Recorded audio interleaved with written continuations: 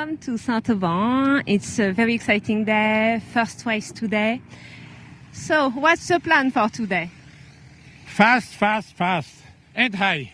Today we need. So the first race day, we had a great start with everybody managing to have a clean start with no penalties. And we saw quite a large group join together immediately at the start. And a smaller group formed off to the left with Melanie and Marius in Mike 7. And through the start line, they left and separated immediately, with the small group taking a much more easterly route off towards the Parcours and the Toisy-Veche.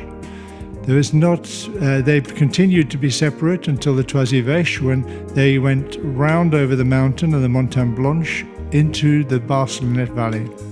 At this point, there was quite a big split, with Marius and Melanie going well off to the left, and Sebastian and Thilo and Gilles climbing high on the south side of the Barcelonnette Valley. Marius and Melanie took the turning point a bit low, after which it was a straight run out of the Barcelonnette Valley over the area to the east of Gap, until we started to see a big change. Mario pushed on quite a long way in front, but quite a lot lower. He was closely followed by Gilles, Navas, and Kilo Whiskey, and Sebastian. Mario's tactic proved to be quite a good one, and he arrived at the second turning point at Orpierre, 8 kilometers in front of Gilles, who was just in front of Sebastian. Once they had taken the turning point, they returned the same way, but Mario went a long way to the west now, and he found a really good climb, having passed over Saint-Denis and to Orpierre. And he climbed really well at this point, which allowed him to take a route quite different. All the other competitors went off to the east and followed the route to the east of Gap, and a much higher, more secure route, whilst Mario pushed on, getting lower, but looking always for the good clouds and the good conditions, which he found quite successfully on the western side of the track, approaching the turning point 3. The turning point 3 was the Serpent-Sans-Lake at the northern end, and this turning point was taken without any difficulty. From turning point 3, they ran to the Pic de Bure, and this was a straightforward ridge run with nobody passing each other, and it was straightforward until they came to the next turning point in La Cluse. At this time, Mario was well ahead. He was well ahead of both Sebastian and Gilles. He'd gained nearly 10 kilometers. By the time they round the turn, he was well on final glide. He topped up his altitude when he saw some birds just to the west of his track. The battle then was on for second and third place with Sebastian and Marius and Gilles. Gilles tried a different route, which didn't work out too well, and unfortunately Marius got a little bit lower. We had the great sight to see Mario finishing. Could you tell us, so you were in front, low, since almost the first turn point. Did you keep the feeling that it will work all the time? Yeah, I could separate a bit. I recognized that I was in front at Barcelonnette Valley, and I recognized also that the ridges were somehow working, and the thermals were not too strong, a bit of shadow at the first turn point. So I just continued, and I flew quite low to the second turn point, but I could see beautiful clouds, and so the west was better developed. That was a great day's racing, and we're looking forward to tomorrow with day 2 of the Sailplane Grand Prix World Final in Saint-Aubin. So join us at 13:30 tomorrow. At the average of 134.7 km per hour, 2 hours and 19 minutes. 10 points.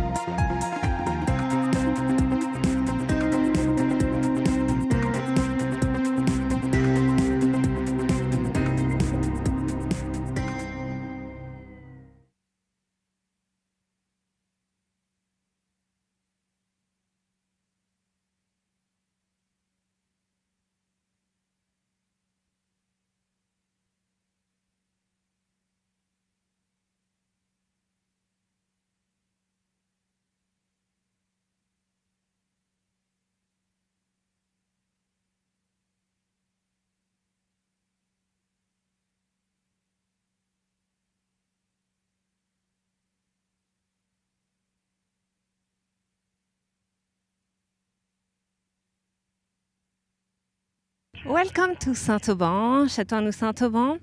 We are at the final of the Grand Prix and it's now the second race. Yesterday was really interesting. Today, look again, great. So let's see if we can talk with a few of the pilots.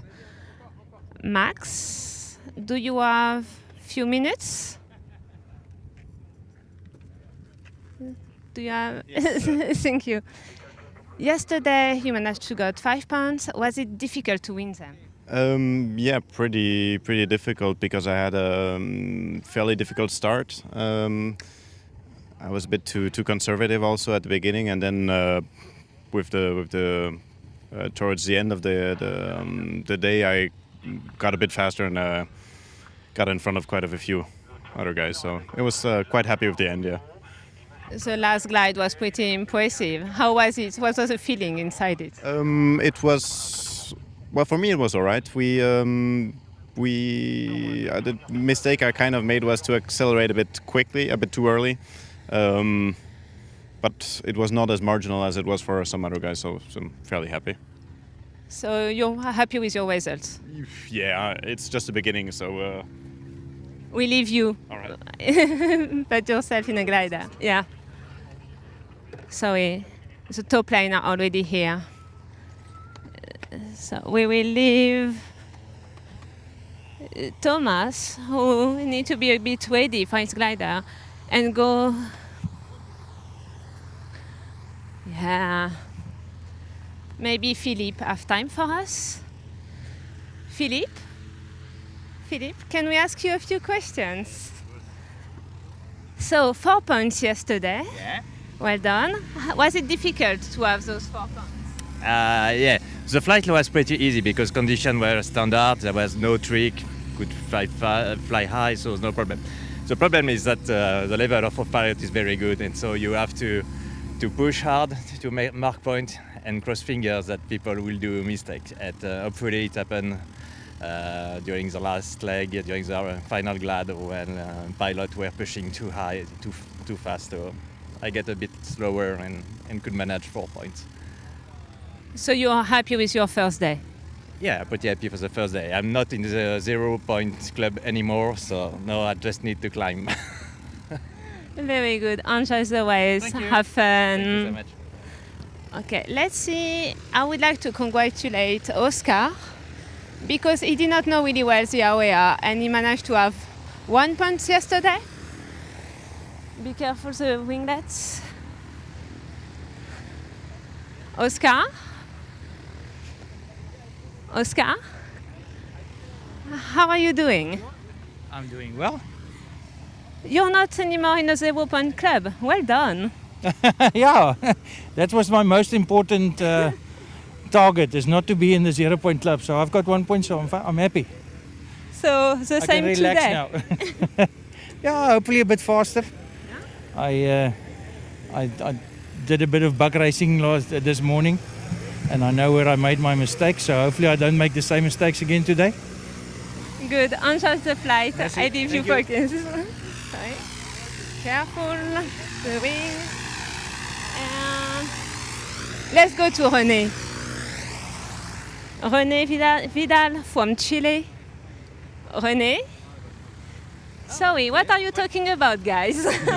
About the Audi, about the lost Audi. Yeah. His Audi. Yes. Now this is mine, now it's his. It will be his. So, René, Yeah. you created the 0 point club, and yesterday you almost get out of it. Yeah, it happens. I made a small mistake on the start, so I got some penalties, and I went down 1 place, and so I'm staying in the 0 point club, but it's okay, no problem. But today you will. Yes, I hope so. Are you announcing that you are going out of the 0 point? I have to. All these guys who didn't announce, they have to pay beers. Yes. It's part of the rule. Yeah.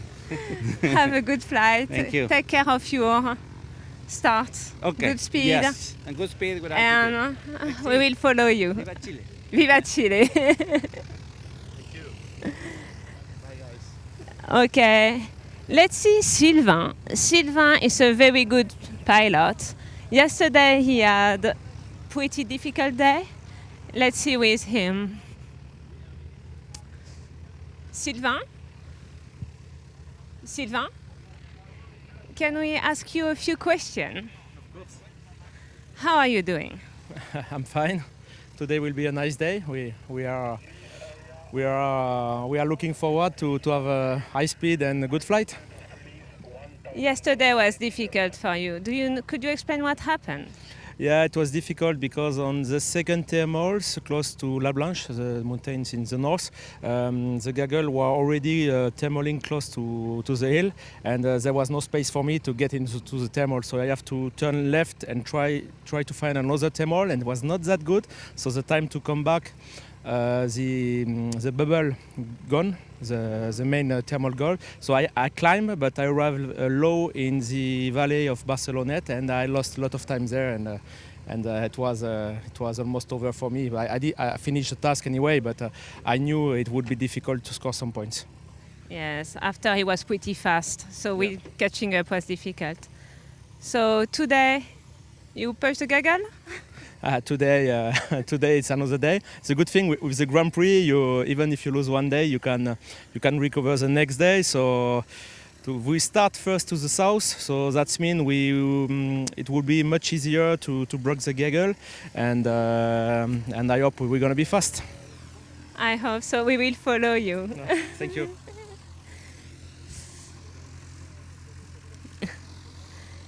So I think we are good for the grid walk. I will leave you to follow the race in real time in a studio.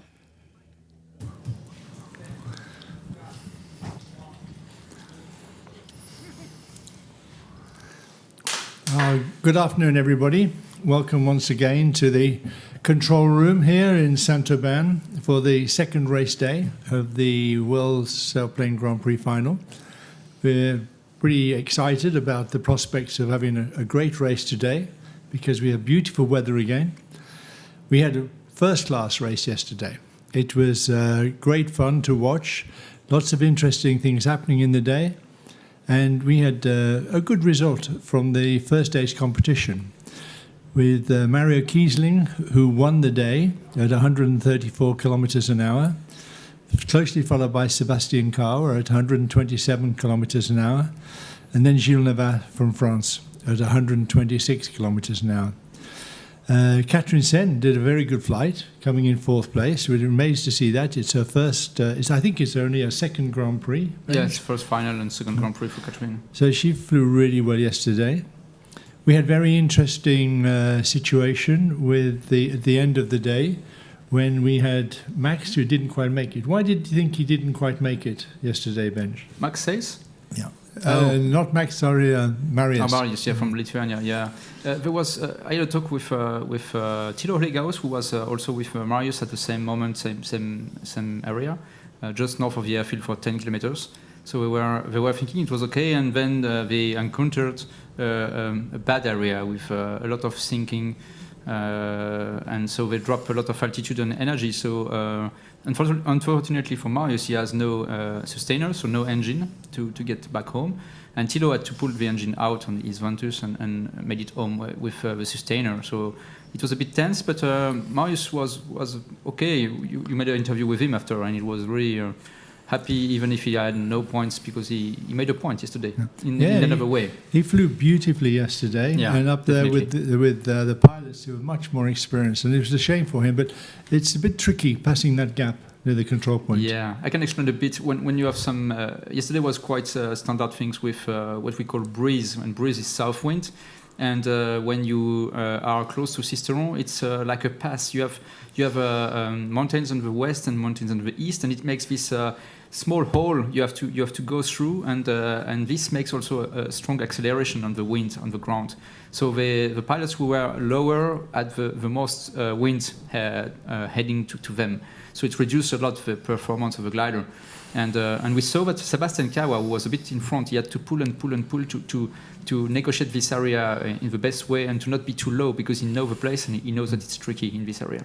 So we had a little mention of this at briefing this morning for the pilots who are not all that familiar with this area, that they need to be a little bit more conservative about the first part of the final glide, so they don't have a problem at the end part. Yeah, and they have some other area with the same kind of trick. So now they can, with this experience of today, they can think about if they have the same configuration somewhere to not push too much to the ground. So today we're expecting the start line to open at 14:10 local time. That's 2:10. And we had a little bit of a delay with launching when Gintaz had a problem with his glider and had to pull off the grid. But it's all resolved. He's back on the grid now and he's getting ready to go. Climbing up, ready to start. So everybody should be in a good position to start. Yeah, some technical problems today with, I don't know what happened to Gintaz with his SG29 with the electric engine. But we had also, I think, a tail wheel on a GS3. And they had to fix this morning, and the main wheel on Golf Tango, so Thomas Gosner 123, they had to fix also. So there was a bit of perhaps more stress for some pilots this morning, but I think everything is okay because now they are in the air. And they're all having fun. Especially we have some of the pilots who are not familiar with the area. They seem to have relaxed into this really quickly, and I think having nice cumulus and sunny days helps a lot. It helps a lot, yeah, compared to other championship we just made before. So if we would like to introduce a couple of the pilots to you and show you a little bit of an insight into what they are doing, and each day we'll show you an interview before the start with one of the pilots. But first of all, let's have a quick look at one of the pilots who are flying this contest all the way from Chile. We have René. He's flying a glider that he has borrowed from Mike Young, who was unable to take his place in the competition and has kindly loaned his glider to René to fly. And he is an experienced Grand Prix competitor, and we expect René, if he doesn't, he's almost out of the 0 Point Club. He was the originator of the 0 Point Club. So let's have a look with René, yeah?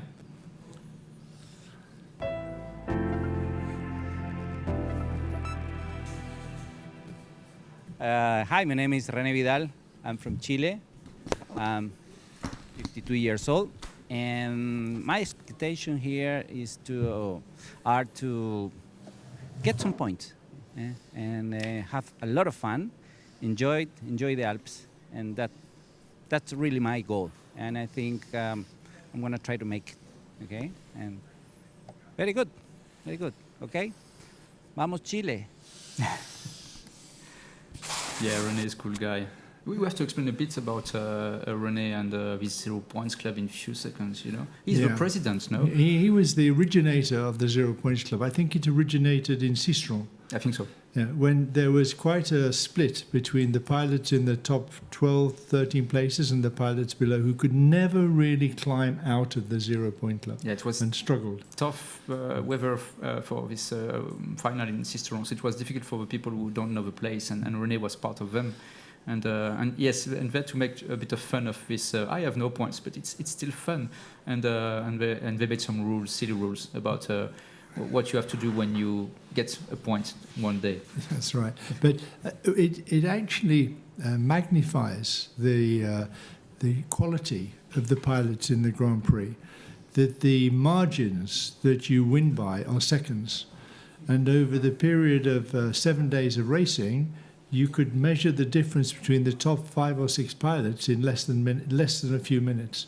And it's very, very difficult to stay at the top every day. It's really hard work.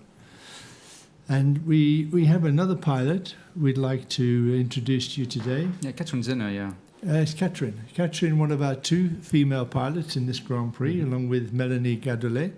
Katrin's from Germany. Very experienced glider pilot. She was a world champion in the women's competition. 2 times, yeah. Yeah, and she has a lot of experience recently, both flying long distance with open class gliders, and she's been flying in Namibia. And she is coming back to be a really formidable competition pilot. And so we will just have a look at Katrin and see what she has to say when she introduces herself.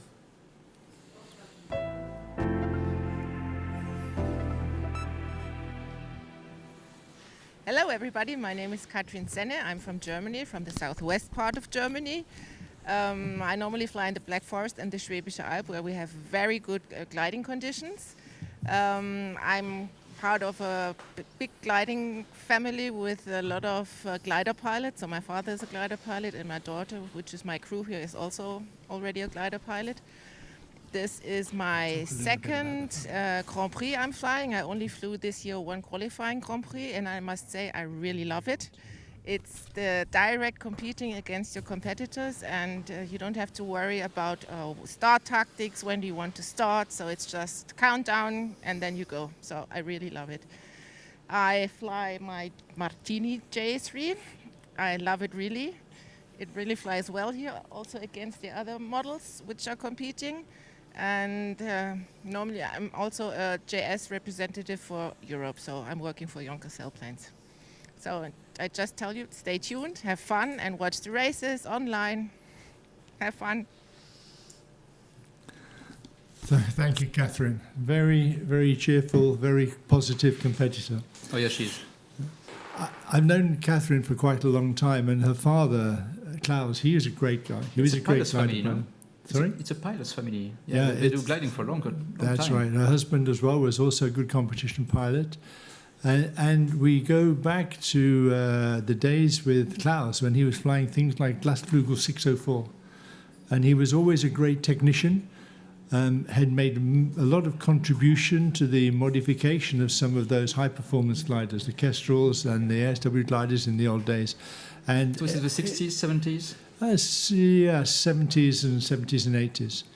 And he still has a strong involvement with the family because Catherine's daughter, Eva, she has flown her first competition this year in Angers, along France, with the French junior competition. Because it was difficult to fly a competition in Germany with COVID rules. So yeah, she went to France. Yeah. And I'm not sure whether she enjoyed the competition as much as she enjoyed being with all the French juniors.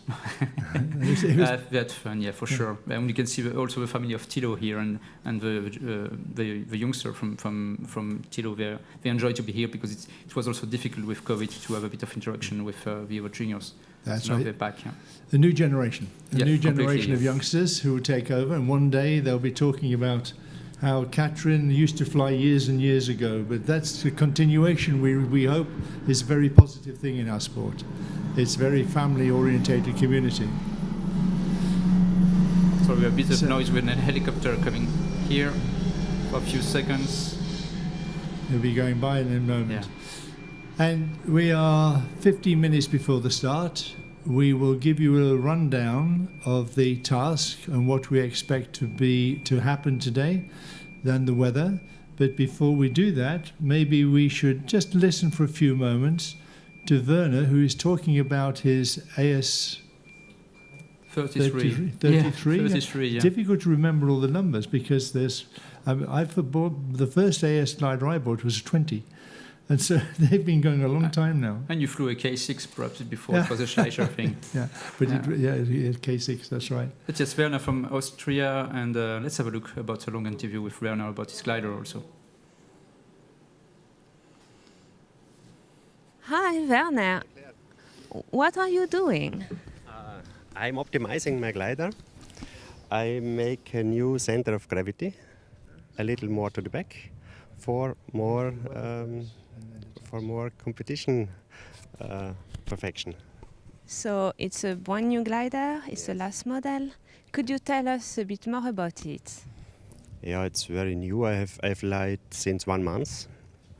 The feeling is different to the ASG29 which I flew before. I feel the climbing is very strong. It's a very good climber. In the high speed, I feel in the moment not a big difference to the others, but we fly with only 48 kilograms, and so I don't know to compare really. Could you tell me which speed are you taking the thermals? Thermaling with 48, about 110. It's a good speed, I think. In flaps setting 6, if you make a narrow circling, and then you circle about 20 seconds for one circle. That's pretty good. So the best for now, what you feel is really good climber. Yeah, absolutely good climber. Yeah. And you put a bit backward, so it will be again better to climb. I thought that yesterday I did the center of gravity more forwards, and I think the gliding lost something. Not it was not growing; it was losing. Opposite direction. I don't understand in the moment completely. So you are still testing. Yes, so it is. Are you used to fly in south of France? I flew 2013 the Europeans in Vinant, but otherwise I don't know the region really. Okay, so you use the first flights, training, practice time to really discover the area. Yes, that's correct. What did you feel about it? It's Alps. I'm a mountain pilot, so it's not a big problem for me. I think it's a little special because of the many valleys, the breeze systems. If you have many hours here, that's an advantage. Okay, thank you, Werner. Okay, thanks. Hope you have fun. Yes, I have. That's the best. Bye. So this was an interesting discussion with Werner because he has a brand new glider and he's exploring a bit how it works. Yes. So Werner has two voyages of discovery here. One is learning about his glider, and the other one is learning about the region and Saint-Aubin. But he's a pretty cool guy. He'll work it out quite quickly. Yeah, because he's also a good mountain pilot, so he knows how it works. But still some uncertainties with new things coming. That's right, and it's always takes some time to get really comfortable in a new glider, to get really relaxed. And even in Werner's case, he has a lot of experience in the mountains, a lot of experience in gliding, but it will take him maybe 20, 30 hours before he starts to feel comfortable and at home in his new glider. I must admit, it's a very beautiful glider. It is, yeah. But this coupling of between the gliders and the pilots, how it works to make it the best at the end for the performance. Do you mean the relationship between the pilot and the glider? It's not just a white thing with two wings. You have to understand how it works and what it tells you and what it doesn't tell you sometimes, no? That's right. And of course, years ago they used to say you were either Schleichermann or a Schempmann, yeah? But now it's more confusing because there's more than just the two. And there are different characteristics which were built in by the designers, and you either liked the sort of slow, less bank turning of the Schemp glider or the faster, steeper bank of the Schleicher. But now it's not like that. The gliders are very similar in design, but they still have subtle characteristics which are quite different. But Werner was talking there about the wing loading. Maybe sometime during the flight we can talk a little bit more about this. But in the Sailplane Grand Prix, we have a wing loading limit of 48 kilograms a square meter. Yes, correct. And the conventional regular competitions, they don't have a wing loading limit, they have a weight limit. And the weight limit it gives you a different set of problems for the designer. So all of these gliders are actually designed to a weight limit, not a wing loading limit.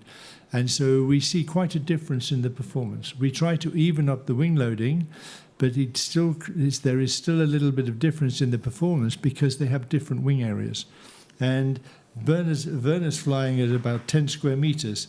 The JS3 is 9.9 square meters, 9.95. So they are small wings, these two. Very small wings. And you compare that with the JS1, which is 11.19 square Big meters. Wing. There's quite a lot of difference. And this makes a lot of difference in the mass, the weight we can use on a daily basis. So the JS1 will be more heavy. He can be heavier, but he's still got the same wing loading. Yeah? And the problem comes in the final glide and the design of the glider, whether they are actually achieving their optimum performance or whether they're flying just a little bit below their optimum performance. And during this competition, I'm sure we'll see that sometimes. After a few days, it should become more obvious if there is a difference. But do you think some pilots would choose wisely, especially for the Grand Prix, this type of glider because they think it's the best? I don't think that's so much the case because most of the pilots flying in this competition are flying the glider that's available to them. And there's one or two like Sebastian who's got the luxury of being able to choose any glider, but most of them are just saying, well, I have a Ventus 3 or I own a JS3, so that's what I'll fly. And in fact, the performance is so close. It's not really a major factor in the competition at all. So again, it's more like he was talking with Claire about the fact that he's missing a bit perhaps the feeling and the way the glider is talking to him, and the performance is a bit secondary, but he needs to understand everything about how it works and why he can do this and when he can't with the glider. But when you get into the glider in a competition, it needs to feel like a good old pair of shoes. No creaky bits, no tight bits. You need to feel really comfortable. And then you don't have to think about the glider because it becomes part of you. It becomes a perfectly natural environment, and you just fly the glider without any effort at all and without having to think about it. Okay. So maybe we ought to start looking at the task for today, Benj, and see where we're going to go. If you could just fly us around the task and talk a little bit about the terrain. And then we've probably got time just to mention the weather before we get into the start of the race. So yeah, let's start. We are, the start line you can see on the screen is southeast of Saint-Auban. And so all the gliders took off from this area, and they will start on an area with I would say no mountain, no terrain. It's just flat, even if it's a bit higher from the airfield. It's on a plateau, and the first turn point will be to the southeast. So let's go to the first turn point, which is still a bit, you can see on the screen, like a higher terrain with a plateau, but on the left of the screen you can see already that we will get really soon some mountains the pilots will enjoy. So yeah, again, just north of the lake of Sainte-Croix, very nice here, lake. And then this will be an interesting leg, quite long, I think more than 70 kilometers. Wow, 110, yeah, much more, 110 kilometers to the northwest. So let's have a view, yeah. So basically, they will, if they follow the straight line, they will come back to Saint-Auban, around Saint-Auban, like the start line. But we will see during the race if it's the best to do or not.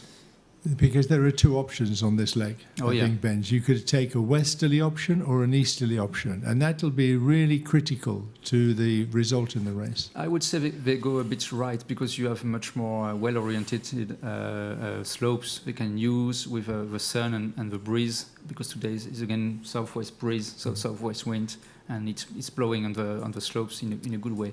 But how much to the right? This will be the question, perhaps. If you have to go far to the right to be higher because it's higher mountain, or if you have to keep it on the lowest slopes of this east side of the Durance Valley or not. So we will see. So the options for crossing is to come back up the plain and head for the Montagne Leu, or we go to Autun and we cross over from there directly to the north side of the Leu, or we carry all the way up and we cross over near Saint-Genis.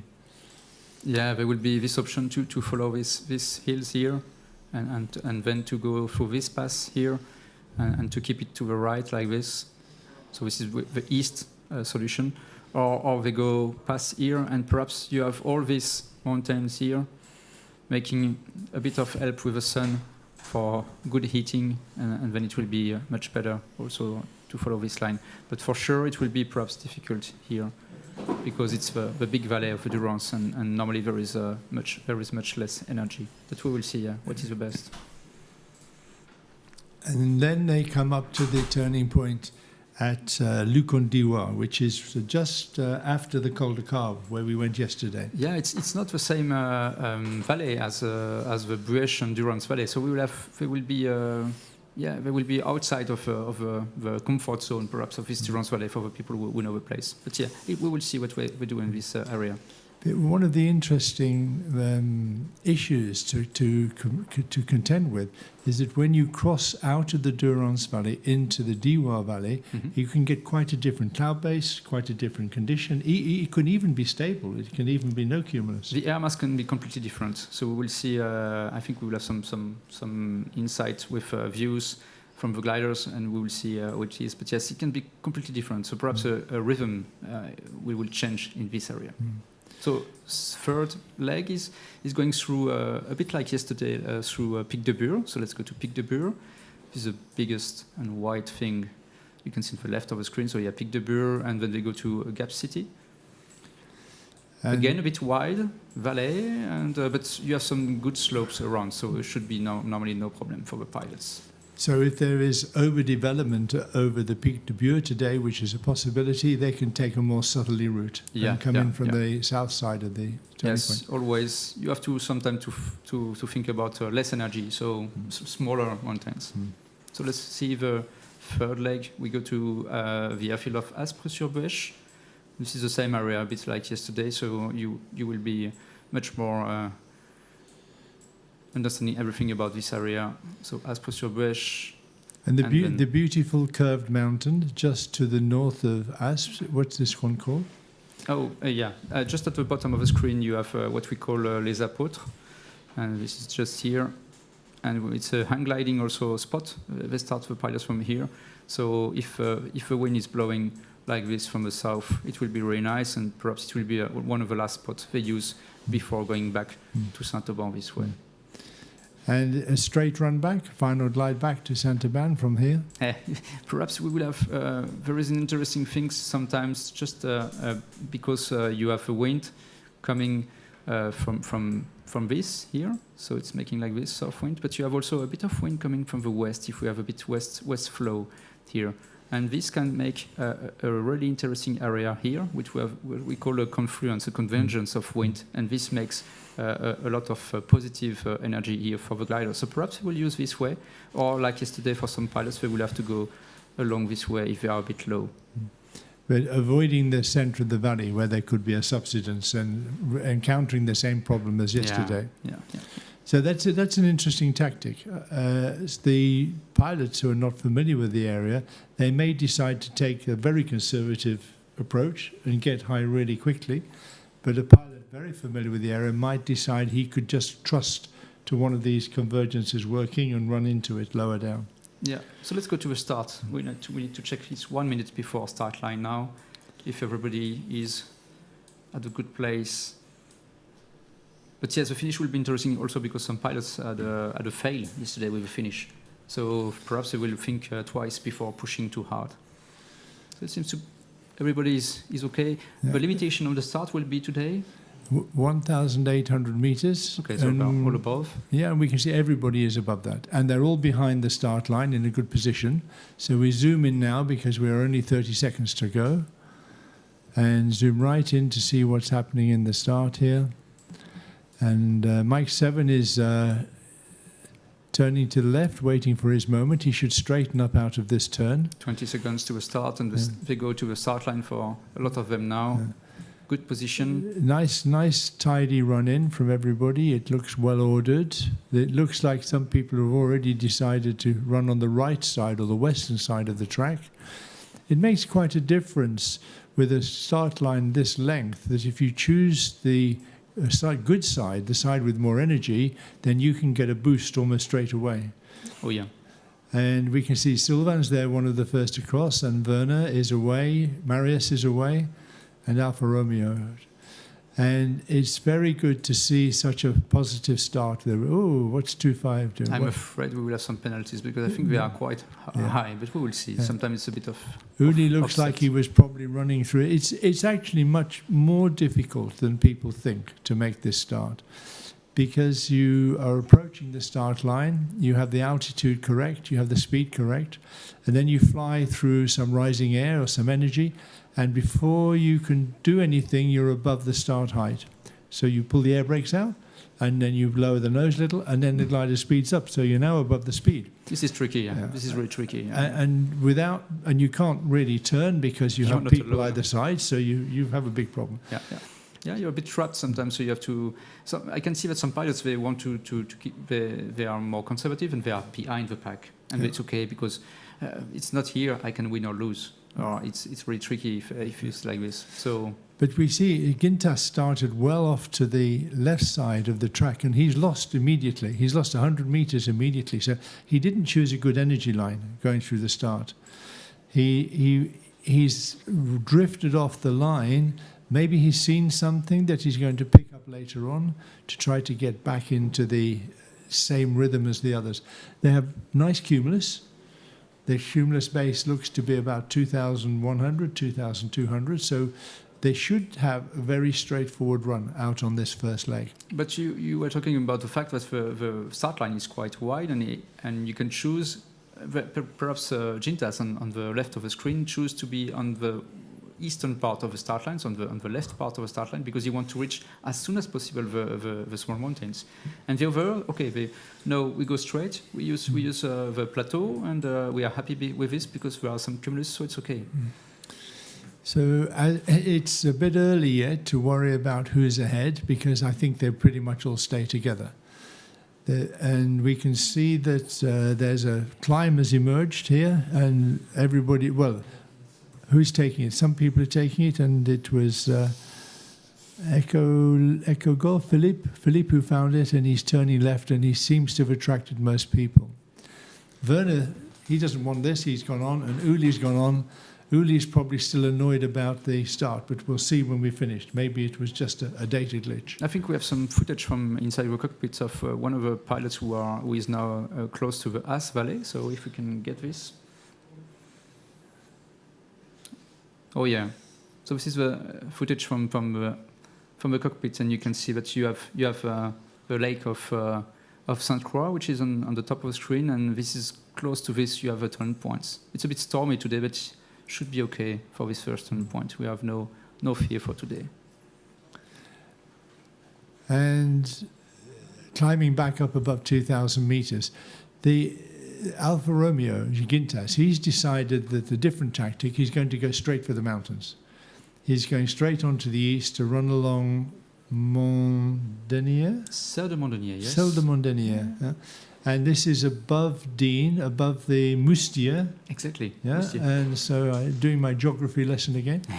And if he connects well with this, then he can run all the way to the turning point and back along the mountain.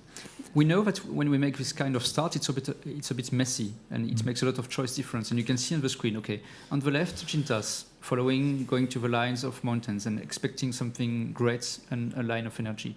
In the middle of the screen, two small groups thermaling in a different way, but really close to each other, so they are not happy to each other. And the other group thinks it's better in the group and the other way. And then there is a third group who is leaving already, and they followed a bit off of the route. They will have a convergence line or a line of energy with some cumulus marking it.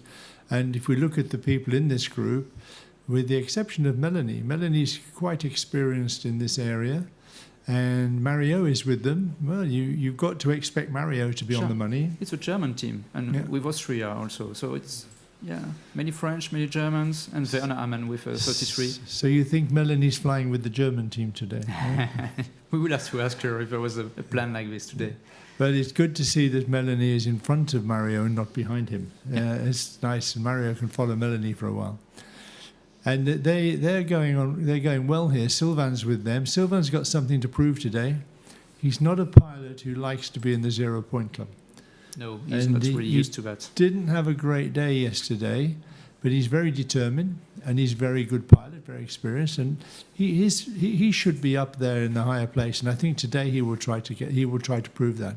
So the pilots who made these turns, they are a bit higher, and now they get to a straight route to the first turn point, and you can see that the other pilots who missed this thermal or just made the decision to not take it, they made quite a detour, and now they are getting back to the route, except Mr. Gintas, who is on the left of the screen for sure, because it's far away and it's a different game for him for now. And Thilo and Thomas there, they are absolutely different. They've gone really good altitude, 2,300. It may be high, but altitude isn't everything on a run like this. It's arriving at the right height on the mountain. Gintas is arriving now. Maybe we will see what happens to him when he gets onto the mountain and if it works for him. So we should look further down the track and a little bit more over the top. That's good. Yeah, he's coming onto the mountain now. We can see on his Vario he's not connected yet. He's chosen a classic mountain route. Should feel secure, but we shall see. So you have to imagine that there is this line of the highest part of this area, there is a small pass here, and there is the main part of Salle de Mondenier is here. But you have also this second line, which is a bit lower, and really low is this thing, but I think nobody wants to fly there. And so Gintas wants to connect to this area, and he expects to have all the southwest wind, which is blowing a bit in this area to make the lift and an easy ride to the turn points and perhaps then back. But even if it's not strong lift, though, if he flies slowly along here, he can leave this with enough altitude to take the turn and come back to the mountain. Yeah, we will see in the next few seconds, because he's arriving on the ridge now, if he can maintain the altitude, and then if he can gain a bit of energy along the ridge. And we will have to compare to the other pilots who made a more straight on the plateau. Okay, he's 500 meters lower than most people, but that's not a big deal if it's good energy. It's a strategy. He might have said to himself, I'm going to try to turn this into a low-level fast flight, the same way that Mario did yesterday. He used a little bit that tactic. And Gintas has made that decision, and the others might want to make that decision, but there's a lot of pull to stay together. There's a big temptation to stick with them, and there's a sort of a gaggle mentality to stay together in the valley, and nobody really wants to move into a different direction. So based on this image, you could say, okay, Mario is leading India with 1,600 meters, and Gintas is a bit lower. But now Gintas has a line, perhaps, of energy pushing him up and then going to a turn points, and Mario is in the flatland. And he's gaining altitude all the way. So the proof of the pudding, as they say, is in the eating.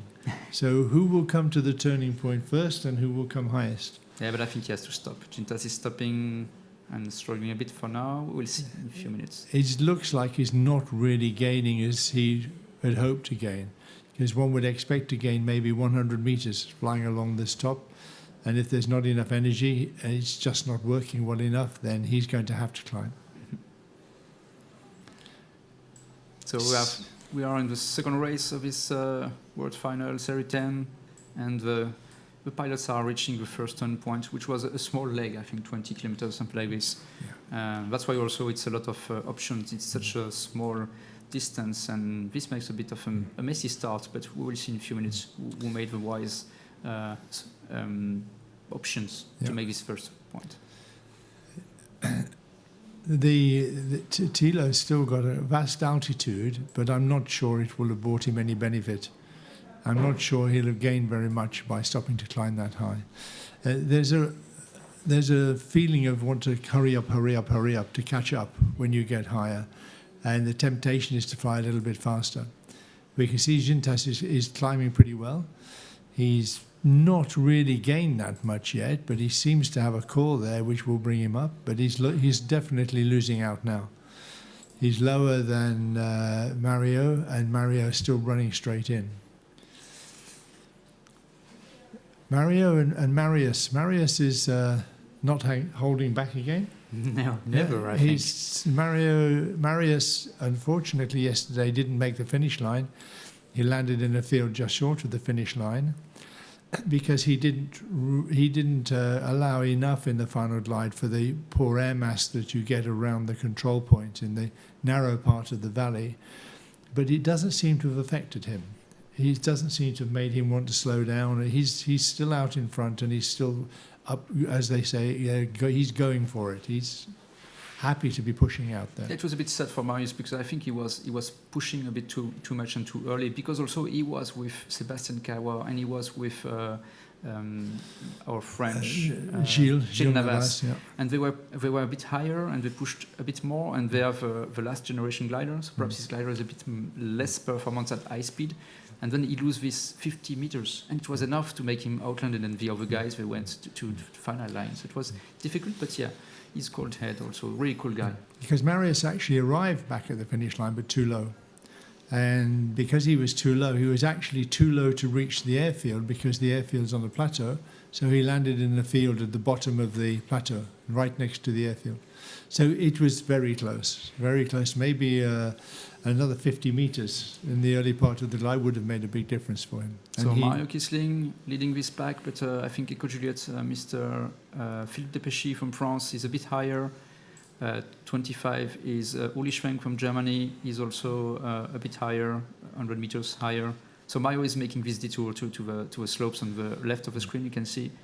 And what we can see beneath the turning point is the Gorge de Verdun. Yeah, it's Gorge de Verdun. So it's a really nice, really nice area. 700 meters deep, and I think it's about 14, 15 kilometers long. The Gorge, yes. You have a lot of camping areas to enjoy a really great time there, and you can do a lot of kayaking and everything. It's really nice. It's a very big tourist attraction. Mario is not so high. It will be interesting to see what's going on after the turn point for Mario. He's taken a very wide turn into the really wide sweep into the turn. So he's found a lot further than he needs to. But he gave her energy now. 1500. He pulled with 100 meters more. But he's certainly lost a little bit there. Yeah.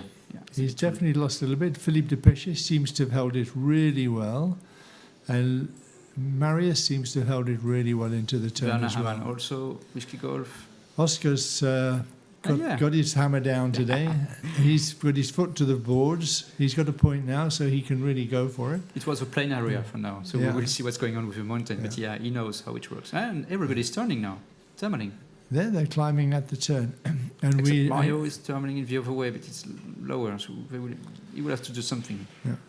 So it's okay. Maybe we could just... Lima, Christopher Buddy coming to... Philippe is going to take a wider sweep out there to find a new call. Mr. Louis Boudalic, Lima Bravo is... Maybe we can look at the side of this now and we can just see what the vertical difference is in this climb. Almost everybody's going to be there. Yeah, and Philippe is already leaving, Marius is leaving, so it's not such a good time for them. I think it's time to go. Philippe's 1,700 meters, which is well above the top of Mondenier. So he has the option to follow the top round and head for the coupe if he's decided to go that way. Or he could head for Cousin off the end of Mondenier. So, but it looks like they're going straight over the top. As we take a view on the next leg, and we take a bigger picture, we can see exactly where they look like going. So they go back to Salle de Mondenier. So it seems that they take this east route we were talking about before the start, and because it was obvious from their point of view that there is more energy, and this detour to the first slopes is worth it. And Gintas made a brave attempt at finding a different route, but it didn't seem to have worked for him. He's not benefited at all from it. He's still only 1,800 meters, and he hasn't even run into the turn yet. So we have a leading pack. We have a separation. We have this pack who go, and we will have another group behind. We'll try to take a big picture. Yeah, the group is coming to the first turn point now, leaded by Thilo Legaus in 3 Victor, and Sébastien Kawa is with him, Oscar Sierra. Yeah, it's strange not to see Sebastian in the front group.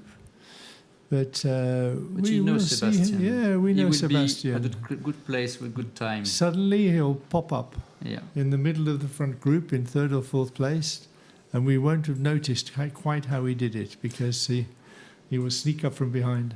How it is when you are crossing the path of the pilots who already made the first turn point, and you are going to the first turn point. So you still have like a 7 kilometers difference. What's going on in your head? Well, psychologically, it destroys you because you've only flown 20 kilometers. Yeah, just 20, and you lose 6 kilometers. Yeah, and you've lost like 7 or 8% of the distance already. It's huge.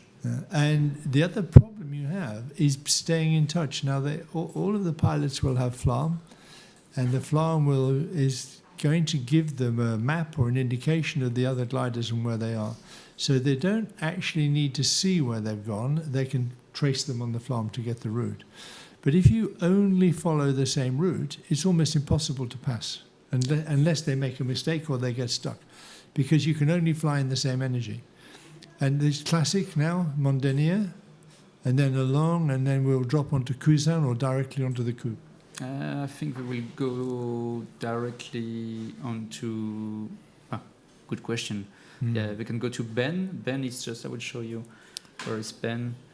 Because the solution is, okay, they follow this, so this is Salle de Mondenier, and then they can drop to Ben here, and then they can go to Couson here, and then we will see if they go a bit to the west to go back to the turn point, which is there. Or if they go straight here towards the area of the start, which was wrong there. We'll see that.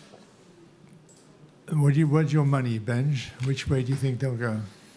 I would say it's safer to go to the small mountains a bit eastern first, because it's not a long detour, and then you have much more alignment to help you to go back to the first turn, to the next turn point. So I would be a bit east, but we will see.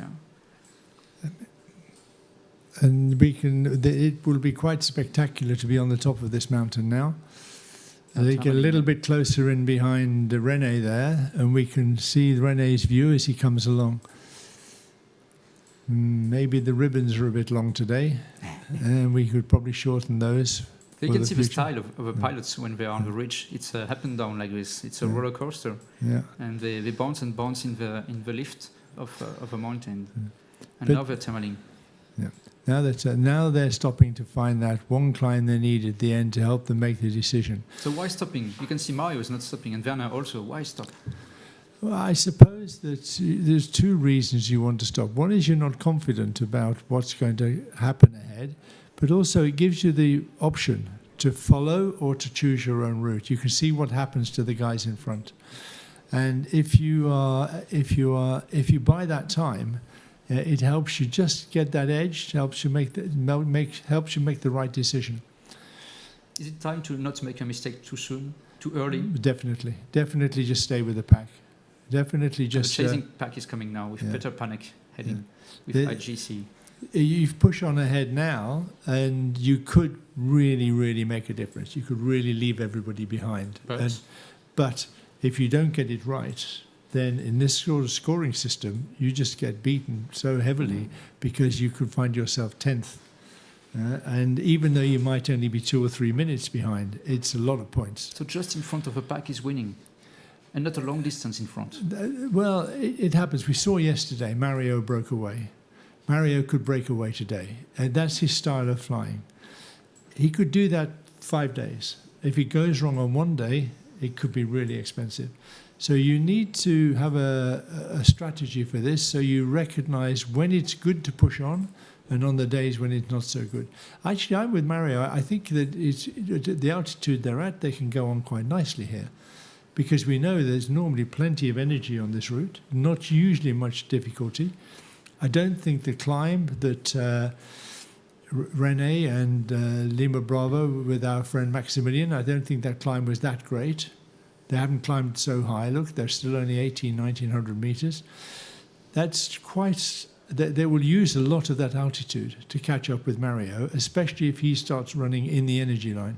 So Werner with Mario, they are still at 1600, which is really okay in this area, and they are reaching soon. I think they are on the Ben mountain, and everybody is together.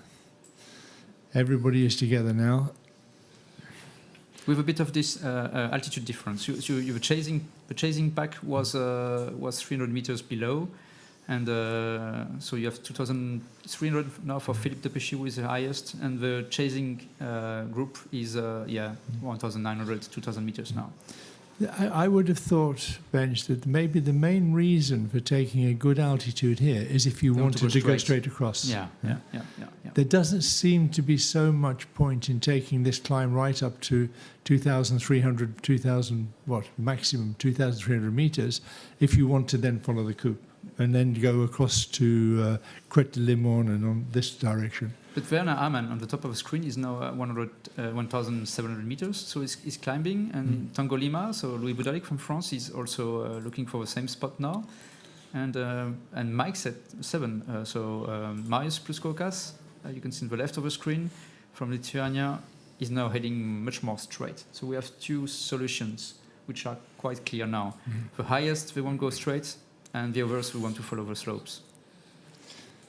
It's looking more and more like that. Marius is looking across the smaller hills to the northeast of Saint-Aubin airfield, and he's seeing a route through there with the cumulus that he feels quite comfortable with. Mario and Werner are going to be faced with a bit of an issue soon. If they don't find a good climb, they're never going to get the height to have the option to jump across. They're going to have to follow the hills. They can go from there on to Crête de Limon, they could reach it okay. Crête de Liman is quite far east, so I think they would go first to La Bigue and to cross close to Auton, one of the paths, to stay on the hills, which are interesting to go to the northwest. They've certainly decided to take the low route. Maybe that's forced on them. Maybe they thought they would get a good climb earlier and they just didn't get it. And now they're being forced to fly at this altitude to cross the valley. That's Dean we can see in front of us. Will be interesting to follow a bit Louis Boudalic, because he knows very, very good the place. And okay, this is Cousson. This is the city of Digne here. And this is what we call La Bigue, so it's a small mountain like this. So they will probably gather energy on Cousson, or if not, they go directly to the La Bigue, and then they will go through a pass this way to follow the lines of energy you can see far away with small hills there. Yeah, interesting now. Marius has gone still direct. Has he gone off to the left, or is he just taking his time here? They go straight. We will see a view in a few seconds. We'll see if we move off to the left a little, we'll see what happens there. Yes, they're definitely a different tactic for the main group. And Gintas has decided that he actually still quite likes the mountains, and I think he'll go that way. I think it looks good for me.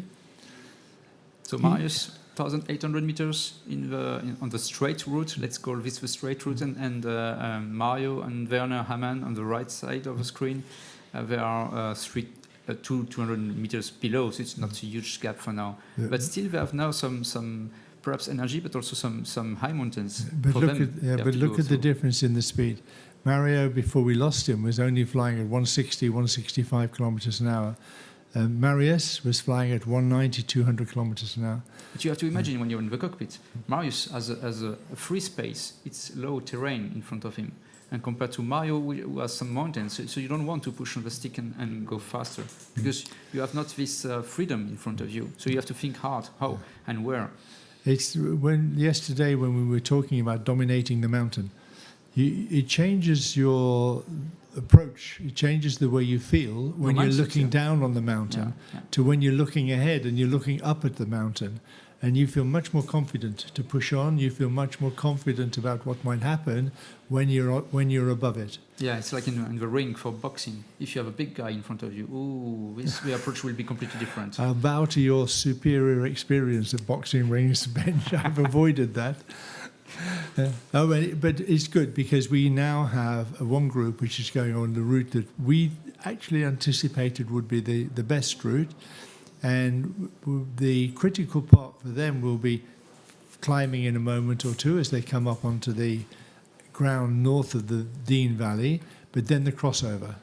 And the crossover should be somewhere around about Vaumouze or Auton. They'll climb and then cross to L'Eure, or they'll go a little bit further north and cross. Yeah, this will be depending on if the west part of the Durance and Bueche Valley is really nice from the highs. For the pilots, or if it is not, and if it is not, they will keep it on the east, perhaps. Certainly, Werner hasn't seemed to have found much, and I think that we can assume Mario is pretty much in the same situation. Yeah, they're together.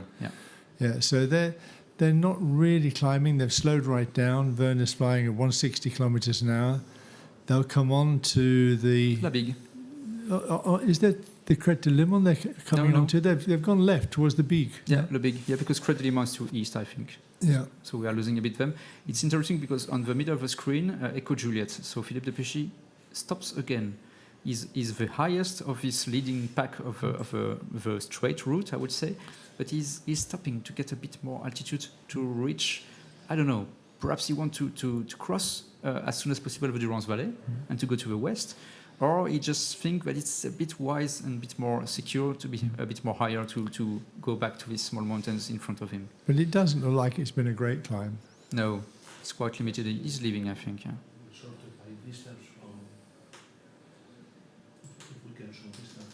Sometimes. Yeah, so we can show the distance to run to the next turning point when it's relevant. At the moment, we're quite interested in altitude because it makes a lot of difference to the tactic. But as soon as we see a big split in the group here, then we can change to the distance to run. and then you'll see that at the moment there's not much difference in the distance. Yeah, they are all around 80 kilometers to the next turn point with no big gap for now, and it's good for the race. And unless something happens really good for Werner and Mario, they've looked like they've not chosen the best route for the moment. It looks like the moment it's not working out, but we don't know. We'll have to see what happens as they come out of that higher plateau just there, and what happens if they climb on the Bigue and they get back over the top straight away. Because from the Bigue you can take Monge and then jump straight onto Autun, or even bypass it, just go straight towards Sistron. And it may be that it works out for them in the end. Funny because Marius is alone, leading. He doesn't know the place. He doesn't know how it works on Vomaz, which is our, I would say, our garden for the French team here. And no, he's making his own life at the end. So he's pushing and pushing and. But I suspect that there's a lot of inertia. Maybe if we can look at the group on the left a little bit closer, Sebastian, and when we look on it, we'll see who's leading it. It's Philippe that's leading it. It's Uli with him. And we have also there Oscar. They were the ones who led it into the turning point. They're higher and ahead of the group behind. But there's so much inertia in this. The guys behind can see them and they won't want to go a different way. They think, okay, we'll just stay with them because we can use them, we can catch them up if we do that. Sometimes it works and sometimes it doesn't. Okay, so a pack, really interesting now with Philippe Depechy on the left of the screen. I think he wants to go to the west. Yeah, I think it's looking that way. Sylvain seems to be trekking across the valley after the other guys towards the Bigue. Going to Marius Pluskovkas, yeah. Yeah, and he's heading for Marius, and Marius is climbing really well. He's doing well there. And if you check Oscar Sierras on the left part of the screen, so Mr. Kawa is hesitating, I think. Yeah, well, he's not so high. He's 200 meters lower than Philippe and Uli. Philippe did a good job. Taking that extra 100 meters is going to give him the confidence because arriving, it looks like they're heading for the eastern end of the Leu. Good. Leu. Yeah. I like that. And Benji's been teaching me how to say the Leu. And so I think that 100 meters when you arrive there will be really important. Yeah, this area of Leu is 1,300 meters. And so you can see that they want to climb here because we want to be sure that they have no problem to cross this. And then you have a valley here, north of Lure, and then you have some more slopes to north like this, and they are all orientated east to west like this. But if you are too low in one of these valleys, you will lose a lot of time. So they want to gather a bit of energy to be sure that they have this extra energy each time they want to cross, and then to find the next terminal, and the next terminal, and the next terminal. And on the Lure, the south side of the Lure, you can have a south breeze, a valley breeze, but equally the wind on the other side can be north, down the valley. And you think, oh, I mustn't go over the top, but on this end there might be really nice convergence with really good smooth lift that you can climb in.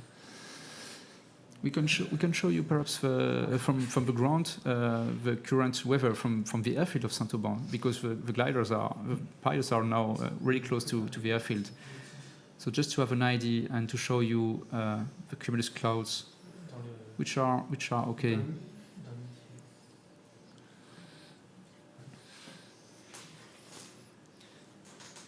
And before, when they were starting, you could spot that they were quite high, 2,300 meters.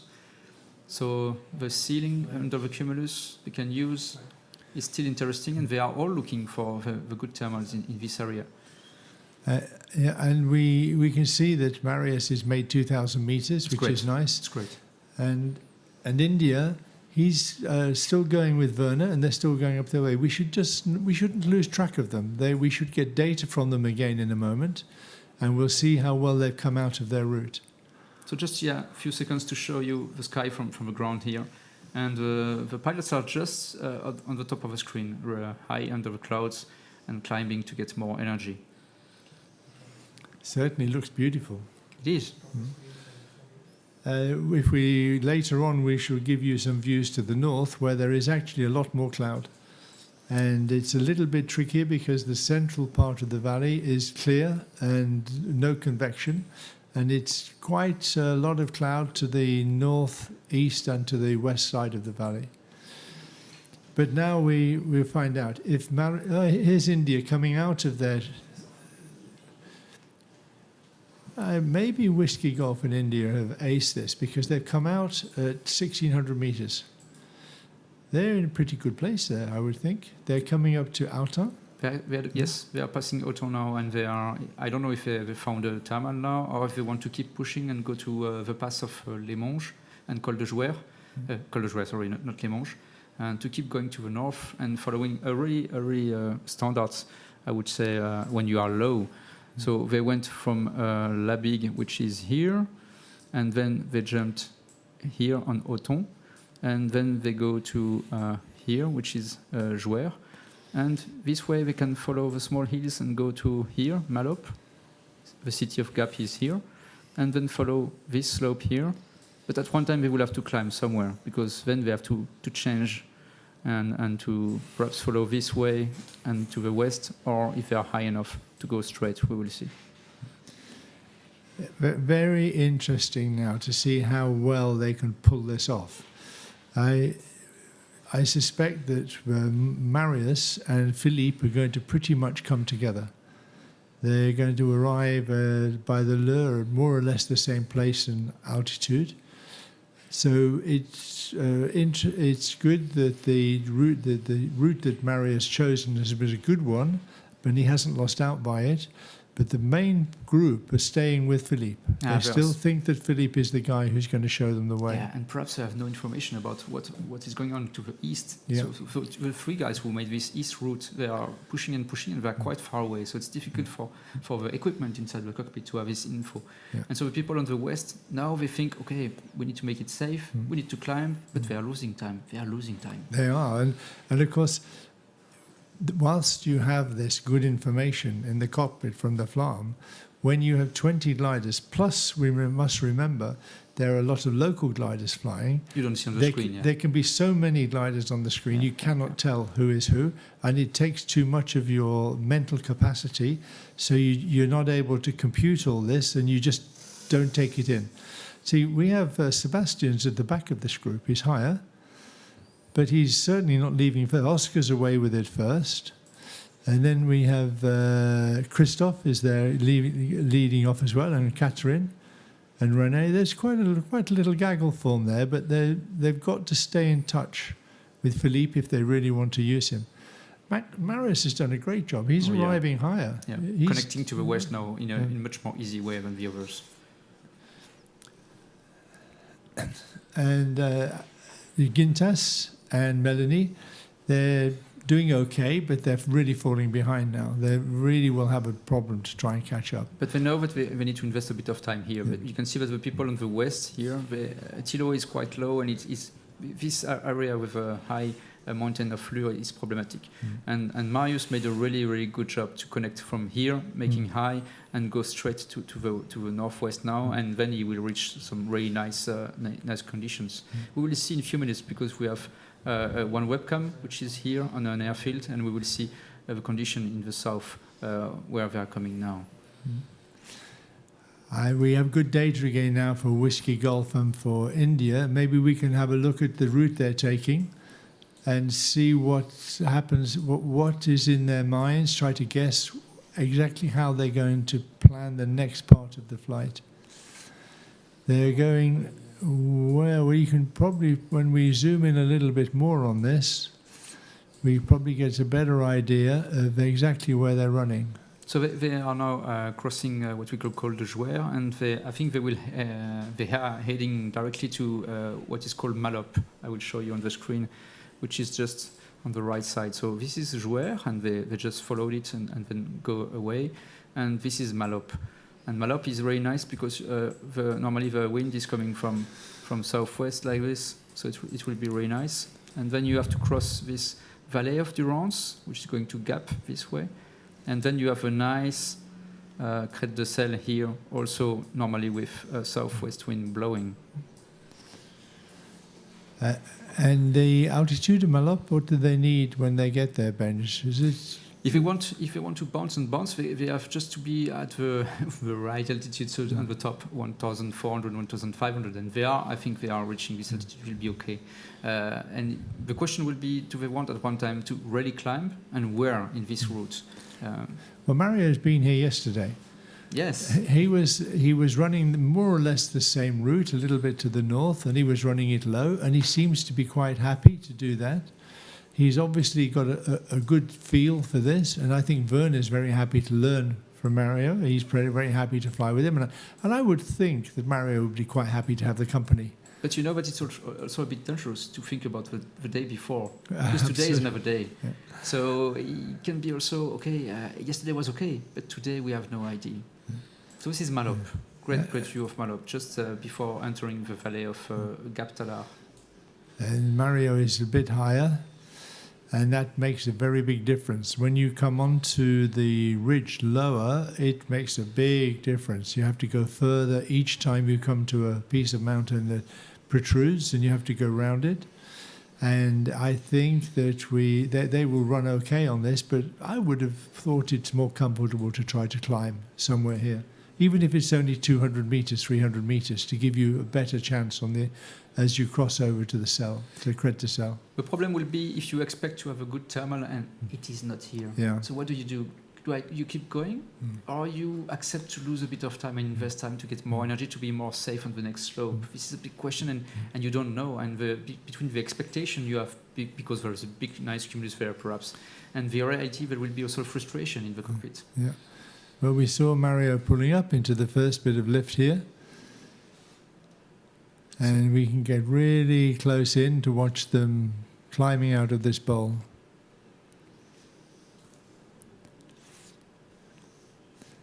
All the German glider pilots watching are saying, "Come on, Mario, pull it out, let's get it, let's find it."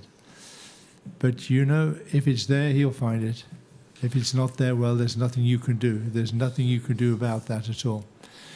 I think you have a camera there. We will see the two gliders together, perhaps, in a few seconds. And they look like they're going to run on all the way around. They're not really gaining much altitude, but they're positive vario, which is a good sign, because if this works, then the next one should work. If you can run this ridge, then you can run the next one. But to leave at this height means arriving at the next one really low.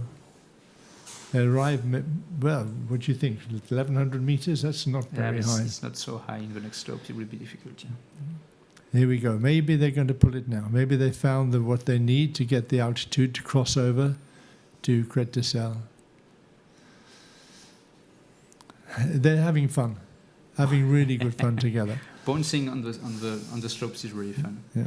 But you have this clock ticking because it's a race today. It's not just a laser flight with a bit of fun. You have also to be performant and to not miss any thermal. So it can be difficult also. I don't think anybody will need to remind Mario of that. So we should go back and look at the other group. Do you think, Ben, or you want to have we have a camera? Yeah, I think we have a camera just there. I think a few seconds ago, recording where they were. Yeah, okay. Yeah, this is a great view. All together.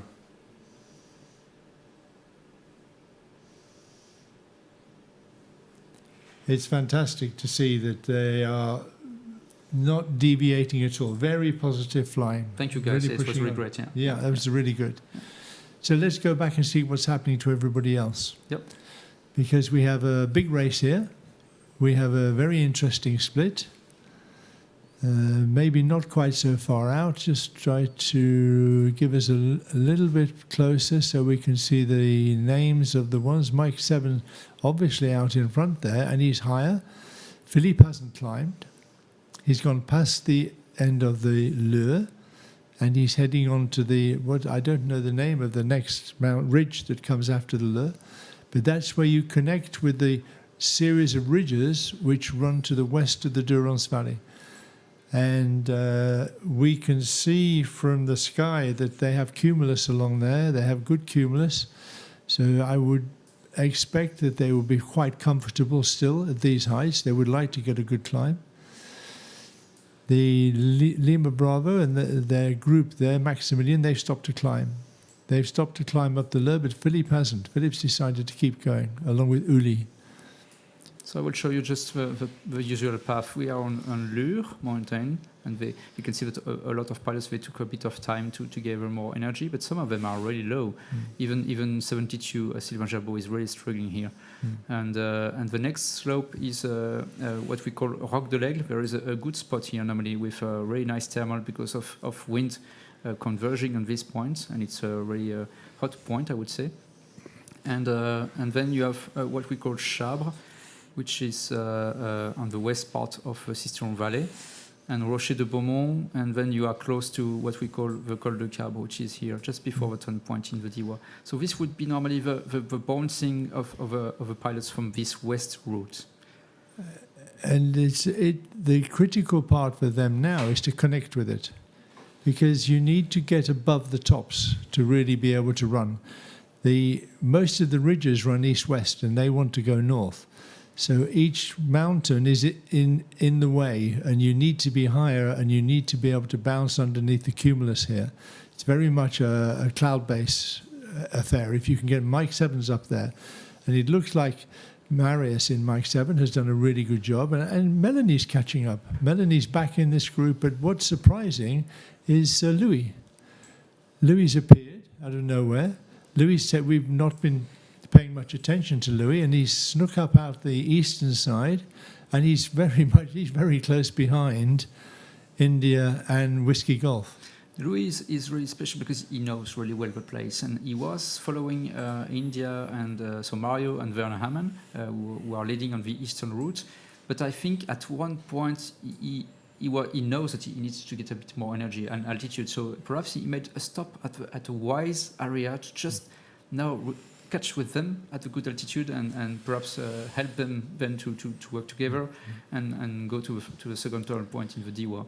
He's going to catch. He's going to catch Werner and Mario, I think. Yeah, because they are struggling a bit. Yeah. It's quite difficult on the eastern part for now. They're running the ridge okay. They're similar height to when they left the last one, and they're still running along at the same height.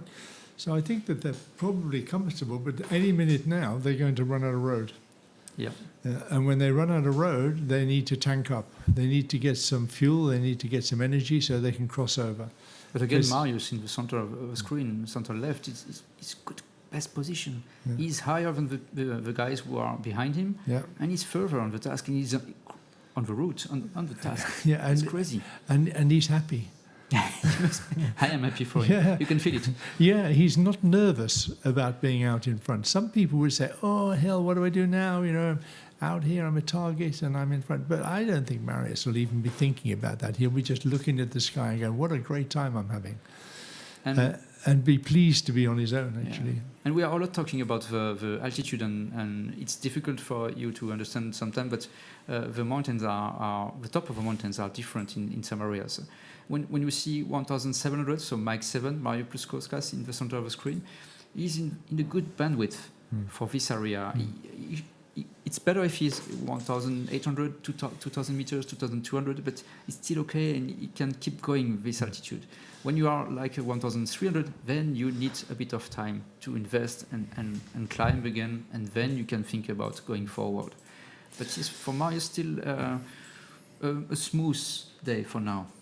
It is, and the big group are probably less and less aware of the breakaways. They've all stopped to climb. I can't see Philippe's altitude. He's not so high, I think, Philippe. Yeah, but Philippe is 1,500 meters now almost. He drops a bit in the group. Yeah, and he's now sort of at the bottom of that group that he was leading, which is the price you sometimes pay. And we have everybody in there. But Sebastian is only 1,500 meters. Thomas and Thilo are higher, 1,900, and they can keep going. So we have a bit of a gap now in this group. Thilo was really low. He was, yeah. And I think what's happened here is that Philippe missed the climb off the end of the Lure. Yeah. I think he expected to get the climb. He flew along, and it just didn't quite happen for him. Yeah, he invested a lot to the west, and it was not working at the end. It wasn't worth it. And there's nothing you can do. You just have to go. No. But he's come back. The race is on again for them. they can only hope that it doesn't work out too well for Marius and for Mario, and that their strategy in the end turns out to be a good one. And we are losing Marius, so perhaps he's going lower. We shouldn't lose them up there because Serres should be a really good receiver. He says looking at the anchor. But Mario is entering the lower part of a usual bandwidth we can use it. So it's I hope he's heading to the next terminal now. And Tango Lima on the right part of the screen, top right. So Louis Buderlik is climbing. He's climbing really well. Climbing. Yeah. He knows the place, and he knows where are the spots, and he knows also where are the steps you have to invest in. And Louis was in 0 points yesterday, and that will hurt. That will really hurt. He won't like that. He'll want to be there in the overall results. He'll want to be up with everybody else and the chance of. He was world champion a few years ago, so he's a really good pilot. He knows the place. He has a great glider, and he wants to show that yesterday was just a bad day. And I had a chat with him, and he told me that nothing was working okay yesterday, and also the glider. He has not a lot of hours on this glider, even if it's a good one, and so he needs to learn a bit.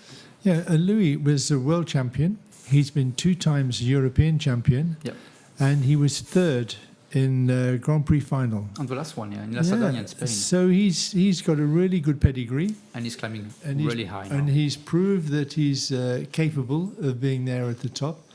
And he's doing a very good job here because he's chosen the moment. Marius is hoping that his moment is about to arrive because he's not such a comfortable altitude now. And we know that you need to be where the cumulus are, and you need to be in it here. And if he's not climbing, it's because he's not finding good conditions there. Maybe we can have a look at the conditions in this area at some time to see if there's a lot of cumulus.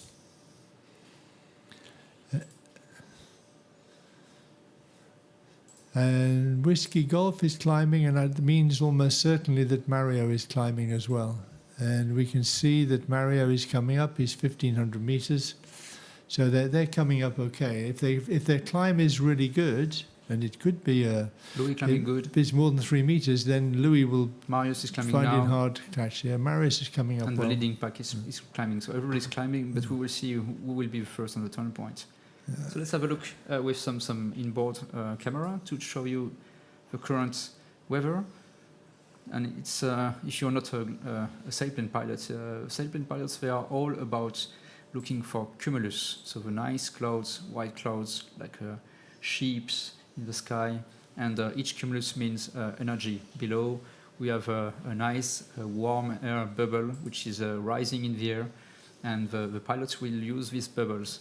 And the task, the job of a pilot inside the cockpit is to read the sky and to read also the terrain in mountain area, but to read the sky to understand if the cumulus is growing up, so it's in a good dynamic, or if it's dying. So it's because the bubble of warm air is just a few minutes alive. So they have always to understand what is going on in the next few minutes, and then to choose the best way to use these lines of energy in the bubbles.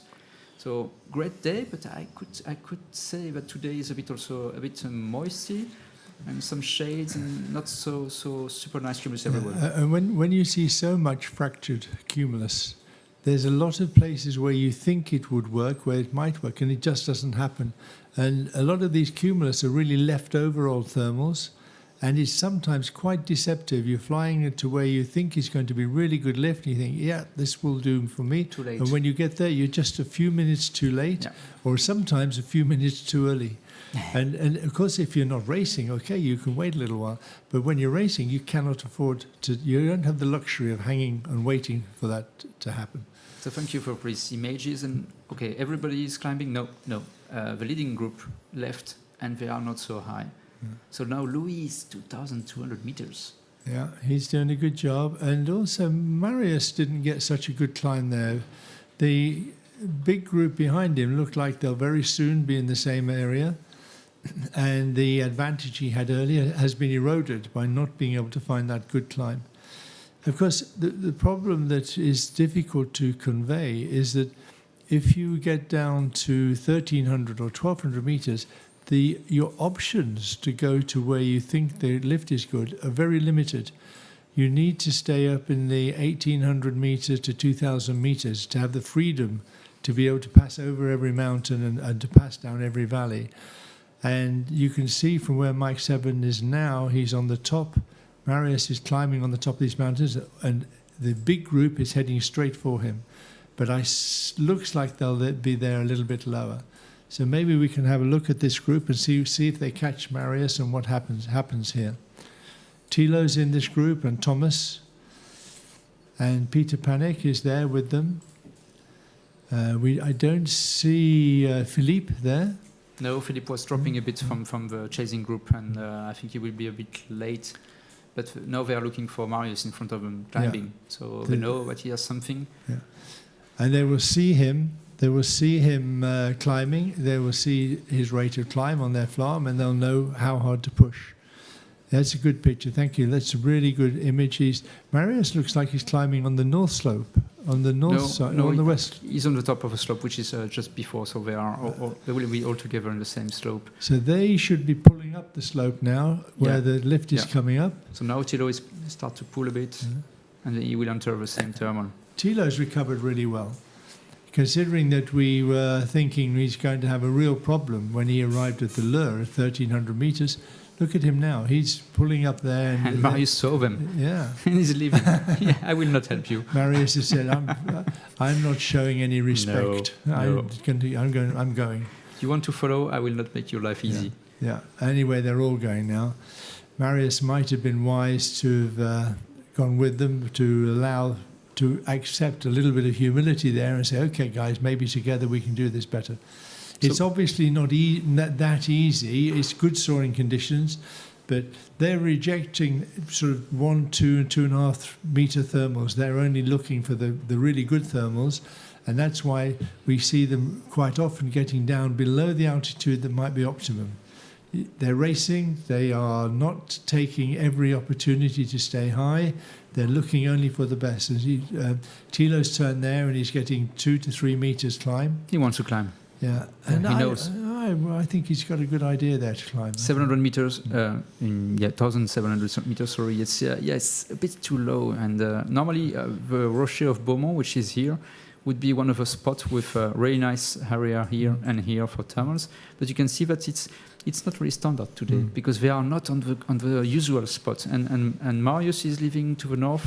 And perhaps it will be again a bit low. So sometimes you have to lose a bit of time to invest and gather energy to not be a bit too much to the lower base of the bandwidth you can use. Normally low is slow unless you can run the ridge as well. If you've got a good wind, then the low can be fast, but usually lower is slower. So and we will have a view on Louis, I think, and the leading pack because with altitude, please, if you can make altitude on the labels. Sebastian is working like hell. Yeah, thank you. So now, yes. So Louis will be perhaps a new leader in a few minutes because he's 1,900 meters. The leading pack with Mario on the top of the screen with Werner and Mario is 1,400 meters, and they're heading just to the north of Aspe-sur-Buech, which is a really nice slope, which is called Les Apôtres. Louis got a really good altitude there. He's got the freedom to keep moving. And if there is an air mass change, when they pass over the Col de Carpe, he has this extra He's got energy. The ability to cope with that. I remember distinctly that when you come back from this turning point, if you don't have the altitude to come directly over the top of the Col de Carpe, you can get really stuck. And there's a little col just to the north of it, I think, which is a little bit lower. Yeah, but if you don't cross it and you're stuck in the valley, it can be quite, slow. Not difficult, but slow to come out of. And Sri Victor Thilo, he's climbing. He wants to climb. He doesn't want anymore to be low. No, which is not Thilo's normal mentality. No, not at all. But he feels comfortable now. He's in front of the group. He knows they're behind him. He's pulled back well. And Maximilian and Christopher Abadi, Lima Bravo and 2 Lima, bottom left of the screen, they are quite high. They made the good investment at a good time, and now they will reach with Thilo's group. And this will be also a group interesting to follow in the next minutes. And is Oscar Sierra in this group? Can we see if he's in this, or do we have another group behind?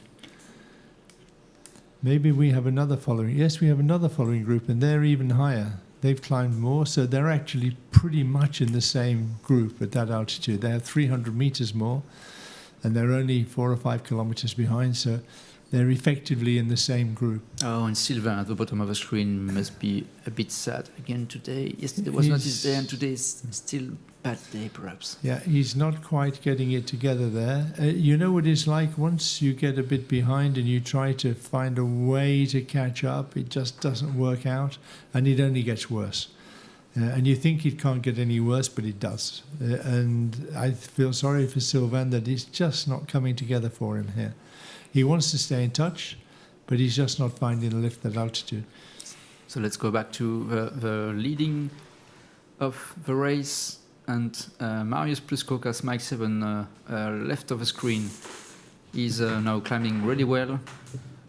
But in the middle of the screen, top middle, Tango Lima, Louis Budalik is still really high and heading to a turn point. And on the right part of the screen, you have a pack with Whiskey Golf, Werner Amann from Austria, and India, Marius, Super Mario, we call him Super Mario, Mario Kisling from Germany. They are a bit lower compared to Louis, who is a bit west from their position, but they're climbing. They are climbing, I think, really well on Les Apôtres, with really nice slope. Perhaps we can visit them a bit. Yeah, great view of Les Apôtres with Super Mario and Werner Amann together. And Werner made a bit of advantage to Mario. And this is really interesting because, yeah, as you told us a few seconds ago, there is a pass. The next is a pass. Yeah, there's a lower pass to the north. And if they climb 2,000 meters, actually, I would want to, if I could, get 2,100, 2,200 meters, because I think I could just possibly get to the turn and back. It's time to invest, yeah. And maybe when we look at the next big view, we can mark for you where the col is, where you cross out of the Durance Valley, out of the area in which we're normally flying, into the D Valley. And once we cross into the D Valley, there can be it's a good view now, and Bench can mark the 2 passes where they can go. You don't expect to be low going into the D Valley, but you can be low coming out of the D Valley. So the main pass is here, and you go this way. So this is Col de Cabre here, and you have a second pass if you want here, and then there is a third pass here, but you don't want to invest too much to the north. You have to go a long way around. So yeah, but then you have some nice slopes which are east to west also. So perhaps with a southwest wind it will be okay. So this would be interesting to know from where they go. So we will maybe our onboard camera or a webcam when we get the opportunity just to look at the weather in this direction. Louis will come following this line here, so it will be also interesting to see how he deals with this area to go to the next turn point. And the other will also follow this line, I think. We will see in a few minutes. They're climbing really well now. They're up at 2,100. This is going to be really helpful to them. But Werner made a big advantage, 250 meters higher in a few minutes. So he managed to make it better. We will ask him perhaps how he managed this, and if perhaps he followed Mario in a clever way to make to let Mario make the job and just avoid the bad area where Mario was for a while. So we will see. I think Claire will make some interviews at the end. So let's go back to a more general view. And see where everybody else has got to, because this isn't over yet. They've got to get to the turning point and back to the valley. Wow, and Marius, you will see in a few seconds, is really, really, really high. Yeah. Marius, if you can label with altitude. Werner's going to be very happy. We can see how Louis Tango Lima, how well he has done here. He's 1900. So they're very close together now, I think. Yeah. Those three are in touch together. But Marius is 2,500. They've done a really good job. Actually, that puts everybody pretty close together. There's not going to be an awful lot in it at the next turning point. And even Gintas back in the main valley is dropped back a little bit, but he's very high. So suddenly it's all changed. Suddenly we're seeing everybody flying at a really good altitude. And it may be just a timing thing that everybody's decided now is the time to climb, or maybe there's been a recycling of the weather and there's an opportunity to get a decent altitude. Okay, so we have a distance to next turn point. I think there's something is wrong. It's not too bad. 19 kilometers is okay.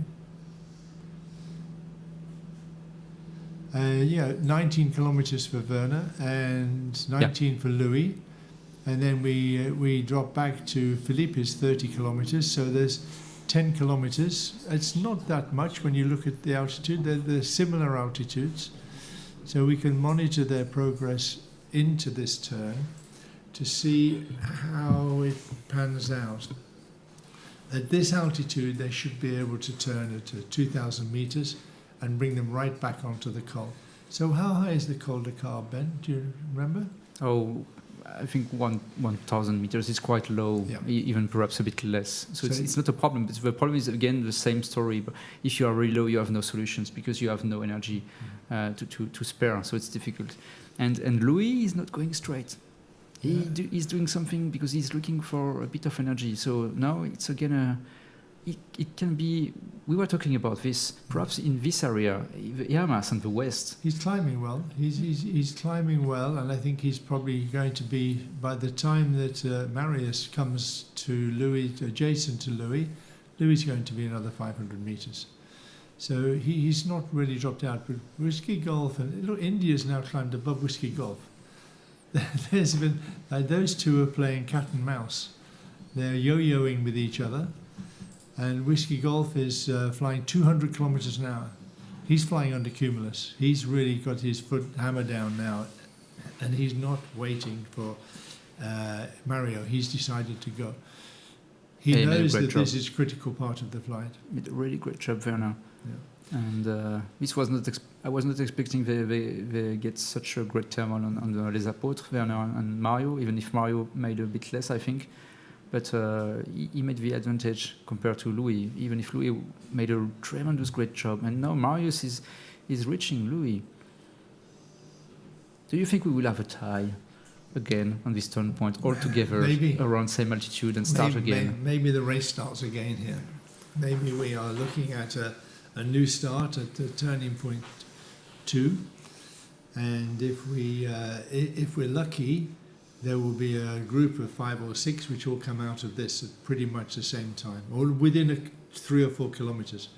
Being within 3 or 4 kilometers here gives us a really good race to the next turning point. We have a real fear, though, that we might be losing the data when they go over the top. Let's hope we don't. We'll just have to work on what we have and see what else is happening to the guys behind until we wait for the data to return. And behind, where is Mr. Sebastian Kawa? He's in the group, making a bit of more energy and altitude. They're all climbing, but they're not climbing any higher than Werner's still 2,400. And I think India is still with him. I think, if anything, India was a little bit higher. So now everybody is 2,400 meters. And Gintas, who made a really, I would say, bad start. He's now not so far away. He's come back into it. Yep. It just goes to show there's more than one way of doing this. Philippe de Pesci, just 1,700 meters. So at the bottom of the screen, bottom left, he's paying a bit the fact that he lost a lot of time on the south of Lure. And he was leading the pack at this time, and perhaps the other guys behind him, they climbed much better. Philippe really got hurt by that crossing. We would have to ask him perhaps what was going on the south of Lure and why he decided to cross so far away to the west, and then how he missed the step. And Catherine Zenner is at the bottom of his pack also. She's just arriving now, bottom right of the screen. We didn't really see what happened to Catherine. I think she was struggling with Philip at one time. Yeah, maybe because she was with him at the front of that group, and then they crossed over, and suddenly they've dropped to the bottom. And we can see that Sebastian's playing a very cagey game today. He's going for altitude all the time rather than distance. Super high, 2,700 meters. But he's beginning to drop back quite a way. Yeah. There's quite a distance now for him to go. When we look again at the distance to the turning point, we'll see that there is quite an opening gap. Do you think it's tactical? Well, I can't imagine it to be tactical when it's so far behind. When we look at the distance, he must be 20 kilometers. But this discussion we had with Werner this morning in the interview, and he was talking about the fact that the glider was perhaps not so easy to fine-tune if you don't know it so much. And for Sebastian, it's perhaps his fourth or fifth flight with the glider. Well, we can see now that Sebastian is 28 kilometers, 27 kilometers, but Marius and I'm pretty sure Werner and Mario are only about 7 kilometers, so he's 20 kilometers behind. That's a lot to try to pick up on the way back. And he has a lot of gliders in front of him. There are a lot of people in front of him. And they're high. Course, and they're high. Nobody is making a mistake in front of him for now. It's not as if he's behind and very high. He's behind in the similar height. So he's actually got to push now pretty hard to catch up. Okay, so probably Werner Amann will be the first on the turn point, and the last spot we had from information he was 2,500 meters, so he will reach the turn point at 2,400 meters, which is really high for this area. Yes, still 2,500. So he has a good line of energy. He did not lost a lot of energy coming from Les Apotres to this point, so this is really, really good.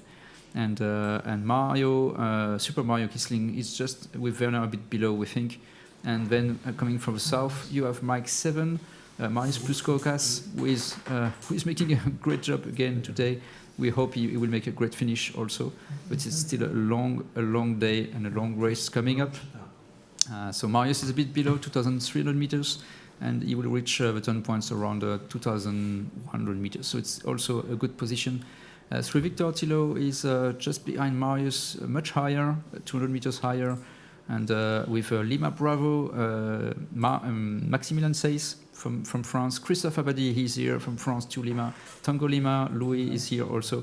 So a nice chasing pack, really high, and they will reach also the turn point in the next minutes. But for now, we can focus on the leaders, Werner Amann and Mario Kisling, all together with 200 meters difference altitude, but no problem to reach the turn points and no problems to get out also from this area, which is in a complete different valley from the next turn points. This is comfortable. This is really comfortable. Yeah, no problem. To be taking this turn at this altitude, knowing they can go back to Asp and to Le Pot, just to the north of Asp, and they can get the altitude again for the crossing over. It puts them in a very strong position if they can go straight back to that point. And they've just been there, they know what it was like, they know there's good energy there. I think that they are making an excellent choice, an excellent decision to go that way. This is a great area of D. We call it the Diwa because the main city is the city of D, just northwest of the turn point. And this is a really, really nice area. It's just south of the massif of the Vercors, and you know the Vercors worldwide because it was one position during the World War II, which was really interesting for the French and for the Germans. And it's a tremendous area to make some walking and really enjoyable. And if you have the opportunity one day to just use your car and to come to Saint-Auban and not using the highways, go to this through this area of Diwa. It's really, really great. Of course, we're missing Gilles Navas today. We have a problem with his data. And he was third yesterday. He was put up an excellent flight. And I think Gilles will be there somewhere with them. We'll see what happens this evening when we come back. But it seems that some people always have some technical issue every day. Always. It's tactical, perhaps, no? Yeah. And we hope we can fix that for tomorrow. Okay, we have Werner Amann, who made the turn points, followed by India, Mario Kisling from Germany made the turn point also. Max 7 is making a bit of a detour, perhaps to use a bit of energy from some thermals around. And you can see that Sri Victor Tilo is following the same path to Lima, the French, with Maximilian Seyss, Lima Bravo, so Christophe Abadi and Maximilian Seyss together, also making this detour a bit from the left of the screen. And then you have Tango Lima Louis with the two of the French and Golf Tango. Golf Tango is there. That's really nice. Thomas Kostner is there. Yeah, but I think Tilo is going to be very happy to have got back there because he was crossing towards the Leur quite low with a lot of gliders above and in front. He's pulled it back really well. The psychological advantage now is terrific because he was in a bad place and now he's in a really good place and he will be feeling very positive about his flying now. And we have here Lima. Christophe is doing well and he's going well. Louis didn't really pull it back as we expected there. I think he made a detour at one time, which was a bit too long to find the thermal. Yeah. So this west thing he made at the end of this leg was a bit painful for him. But I think he's happy to be with the pack because you know, and especially Sebastian Kawa knows really well that you need to be with the pack. And Sebastian is not so far away now. Yeah, and but he's still no higher. He still has no height advantage. No. And it's good that Max is there. Max is there along with Christophe, and I'm sure that they know each other for a long time, and they will understand about flying together. Even though in this competition, you do not discuss tactics or anything with any other pilot. It's very much an individual competition. So Marius made a turn point now at 1,900, so a bit less than the Werner and Mario group. This would be perhaps interesting. And Thilo is making super high turn points. Yeah, Thilo ran really well into that. So a lot of opportunities coming for Thilo, but same altitudes as India and Werner before. So it will be difficult to catch up with a leading group, but again in a good position. And the pack of the French, so Christophe Abadi, Maximilian Seyss, and Louis all together also will reach return points quite high. So this will be interesting to see if Marius with Mach 7 struggle a bit in the next minutes because he's a bit lower compared to the others. He's at the altitude that we discussed would possibly give you a problem to climb cleanly away. Although I'm pretty sure that from there he can make through the col. Yes, no problem. And he can make it back onto what have been good ridges coming in, good times coming in. Perhaps he knows, or perhaps he saw that India and so Mario and Werner Amann were climbing really good on Les Apôtres. And we will see if Werner and Mario are going back to Les Apôtres or they are going straight to perhaps Pic de Bure and the small hills west and southwest of Pic de Bure. So you have French now on the turn points. Christophe Abadi, Maximilian Seyss, 2,200 meters, really comfortable. Followed by Louis Boudalic, 2,200 meters, also really comfortable, no problem. And Thomas Kostner, a bit lower. Marius has stopped to climb. It looks like it's a decent climb. And Thilo's joining him. They're very similar altitude. It's only 100 meters. They can see each other quite clearly. And they'll be happy to be together, I'm sure. And I don't think they'll stay here too long. It will need to be really good to stay here. But we can see from their Vario that they're climbing pretty well. It's winding around quite nicely. But I think Thilo perhaps will leave if he thinks it's not enough because he's higher and he knows that behind him the French are coming. So if the French are coming at the same altitude, perhaps we will see a group forming together and pushing hard. Well, Thilo, they're not climbing that well now because Thilo still hasn't passed the 2,300. And he now has 200 meters on Marius, so it's probably time to start thinking about moving on back into the Durance Valley. So we'll see next the next leg to the next turn points. It's going to be quite exciting now because we have 5 catching 3 and 2 have got away. Make it again, please. There's the group of with Thomas bringing up the rear. And we have Louis, and we have Christophe, and we have Max, all going to catch Marius and Thilo. And I think that group will work together. And then further back, 8 or 10 kilometers back, we have Sebastian and a whole group there with Ulin and René and Peter Panik. And that's not such a fast group. They won't want to push so hard. So they will just have to stick with Sebastian, and Sebastian will want to go much better now. He'll want to really try to catch up. We will have soon some image from the cockpit of Werner Amann in few seconds or 1 minute, and we will see Werner from inside. I think he has a good day, so I hope he's smiling in the cockpit. But yes, this will be really interesting. Now we have a big, strong chasing group with some Germans and French together, and Marius Pluskokas, who is also there. Yes, let's go to Werner Amann.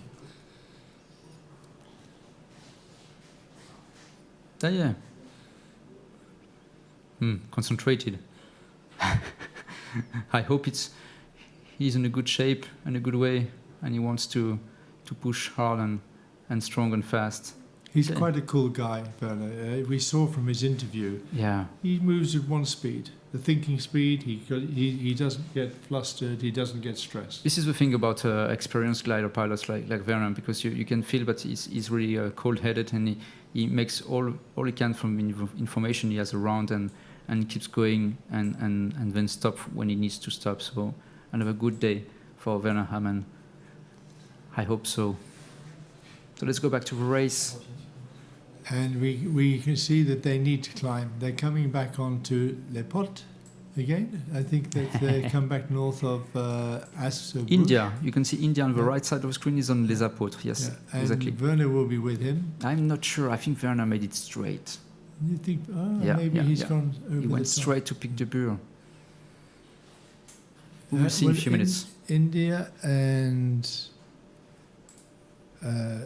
is not on the As mountain. He's gone more onto Sept. This is Les Apôtres. Yeah, this is Les Apôtres. Okay. So this is not the next turn point. The next turn point is this one, Capville. So the two are together. I think that. And Werner is here. You think he's gone way north? Yeah, he's going directly to the Pic de Bure. He wants to be here, climb, and use all the south breeze here. But we will see he's arriving at the good altitude or not. And these guys here, they want to climb. You can see that they want to be higher enough perhaps to avoid going to Les Apôtres, to this south way, and go straight to the small hills before Pic de Bure and then Pic de Bure. But I think Alfa Romeo is still going to the turn. If we look down onto this group here now, we'll see how they've come together and see if they've caught up really quickly with Thilo and Marius. Thilo's 2,600 meters. Super high. And Mike Seven's the same sort of height. He's with him. So they will be able to, they could go direct to Pic de Bure from there. Then maybe they decide to do that. In a moment or two, we shall get data back from Werner, and we will be able to see if his choice of a direct routing was a good one. And Catherine's just coming into the turn. With Philippe de Péché, yeah. And Philippe is still struggling. He's coming into the turn. Yeah, and quite low, 1,500 meters. So it's a difficult day for Philippe. Catherine is 2,100 meters, so it's different life for Catherine. She will have no problem to be on the next slopes and go over this pass of Col de Cabre. But she's still quite far away in the race. It will be a difficult day to catch up. And Melanie Guedoulet has also a lot of problems. She's just 1,700 meters, and she's quite far away from this turn point. So it's a difficult day another time. But she's still going. And Melanie's hasn't got anything like the experience and the background of flying that the rest of these competitors have. So even keeping up like that is a really good performance. There are not many contest pilots who are going to be able to come at this sort of level. And I think that it's wonderful that Melanie just keeps going, and she's probably not going to get any points today, but she's not going to give up. And she's going you have to think about that. Flying. Melanie just started competition a few years ago. She's very young, and she made a stellar evolution, because after I think the third women's championship she made, she was world champion. Yeah. So it's okay. It's part of, because the French team is really strong, and they have a lot of coaching and everything. But still, she has a lot of talent, and she made it the best, and she can fly super fast when it's a good day. But she's not a mountain pilot at first. She's coming from the French Britannia, on the west of France. So she can be a bit more cautious, and it's a good thing. So. But also in Brittany, the weather is not so great for this sort of flight. Don't tell them. You don't get many days. Oh, don't tell them. And she won in the Women's World Championship in Lake Epit. Yes. And Lake Epit, of course, is Australia. It's flat, absolutely flat. But it was super fast. Good conditions, strong good conditions. And she adapted to that really well. Yeah. So during the course of this contest, we will probably see Melanie getting more and more involved in the pace and understanding what you need to do. Alfa Romeo, Gintas has just had to pass through everybody else going the other way. That doesn't make you feel too great at this stage in the flight. Oh, this is now interesting. If we go back to the leading pack, we have We have no information about Werner. We will see in a few minutes if we have information. Perhaps he's a bit low, 2,000 meters to Pic de Bure. But the detour made by India on the right side of the screen. So Mario Kissing is now 2,500 meters. So he made a really good climb because perhaps he wants to be as high as possible to reach the Pic de Bure and then to make the final glide. And Victor. But he's lost distance. He's lost distance on Thilo. Yeah. And Thilo is heading for the hot spot on Pic de Bure. We'll probably lose him in a moment. And then Mike 7 and Marius. Super high with the French. Christophe and Max will all be there. And Louis also is there. There's a pretty good chance we're going to see quite a close finish. Yes. Here. We're going to see all of these guys coming together. And now there is a split also in this group between the French because Marius saw that Mario is climbing really high. And he's splitting to the right of the screen. And some of the French are following. And Louis, he made an hesitation to Angoulême, but now he's going right also. So perhaps something is on the Pic de Bure. Yeah, I don't know if we have an image from the Pic de Bure in reality. We will check for that because perhaps something is wrong there. Yeah, it's quite often the case that there's a lot of convection there, a lot of cloud. And if you're looking at the Pic de Bure and it's in shadow, and you can see a good climb here, north of Asp, you think, why take the risk? Why risk running on and arriving low and finding that I've just got the timing wrong? There's a lot of shadow on the mountain, it's not really working. Once they arrive, if India now can arrive at the peak at 2,300, he can make the turning point and come back onto the mountain. So whatever happens now, he's okay. But so next turn point is Gapville on the top right of the screen, and then the turn point they have to do after is just bottom right of the screen. So the condition they are making now, they know exactly it will be the same when we are going back. So it's also interesting to make this detour because it's already really close to the turn point. So they know for us there is a spot here, really interesting for the pilots. And Goltango is with them, but lower. And we know Thomas is just not phased by being a little bit lower and behind. He will just be working and working and working to flat catch out. back up with them. He only knows one way to fly. You saw the highlights this morning, just before the race, and this was the question, what do you do today? Fast, fast, fast and high. Yeah. And today is fast, fast, fast, but not high. So perhaps he will push and push and push. But by Thomas's standards, this is quite high. And Mr. Kawa is back. Bottom left of the screen. He's not so far away from the pack. Yeah, he's catching up slowly. Yeah, waiting for a mistake in front of him. So now we have 2 packs, 2 routes, 2 IDs. And they can take if we look on the top of this leg, we can see that you can take a route over the mountains to the north side, and it is possible to go a little bit to the south, but maybe that's not such an advantage because the mountain is much smaller. So we made some energy here to be high, and there is the solution to use this soft part, but it's quite a detour. It's not worth it for now because we are high enough. But you can see that India is going at least on this area, perhaps to catch some energy and then to go direct here. Well, it would fit in because the Thilo hasn't really climbed. No. And so if the Pic de Bure is in cloud and it's not working so well, then it might be a good tactic to come out more into the valley where there's more sunshine and a little bit more energy. But you have also some really nice slopes here, which are like a cuvette. I don't know in English. Yeah, a cuvette is, it's like a cuvette. Okay, yeah. And this here, and so the gliders can bounce and bounce along these things to go to the turn points and then perhaps use the same thing again to go back. But these guys here, they have a good spot because they know they can fly super high here, and they can go along here, go there, and go back again to get the altitude here for the final glide. And it's not very far. It's only, 7-8 kilometers from this point on the, what do we call this bench, this little mountain where they're coming? Where on the right side of the screen is Seus. Seus, yeah. Yeah, it's like a round, like a camembert. Yeah, so Seus, it's only, 7-8 kilometers to Cap Town? Yeah, I think so, and even a bit less, and I think Seus is 1,700 meters, so they are reaching quite high. And Thilo is the same altitude. And it will be a tie. This will be interesting. And Werner is struggling a bit, 2,000 meters. Mm. So we'll just check the distance. Sebastian has taken a very much more northern route.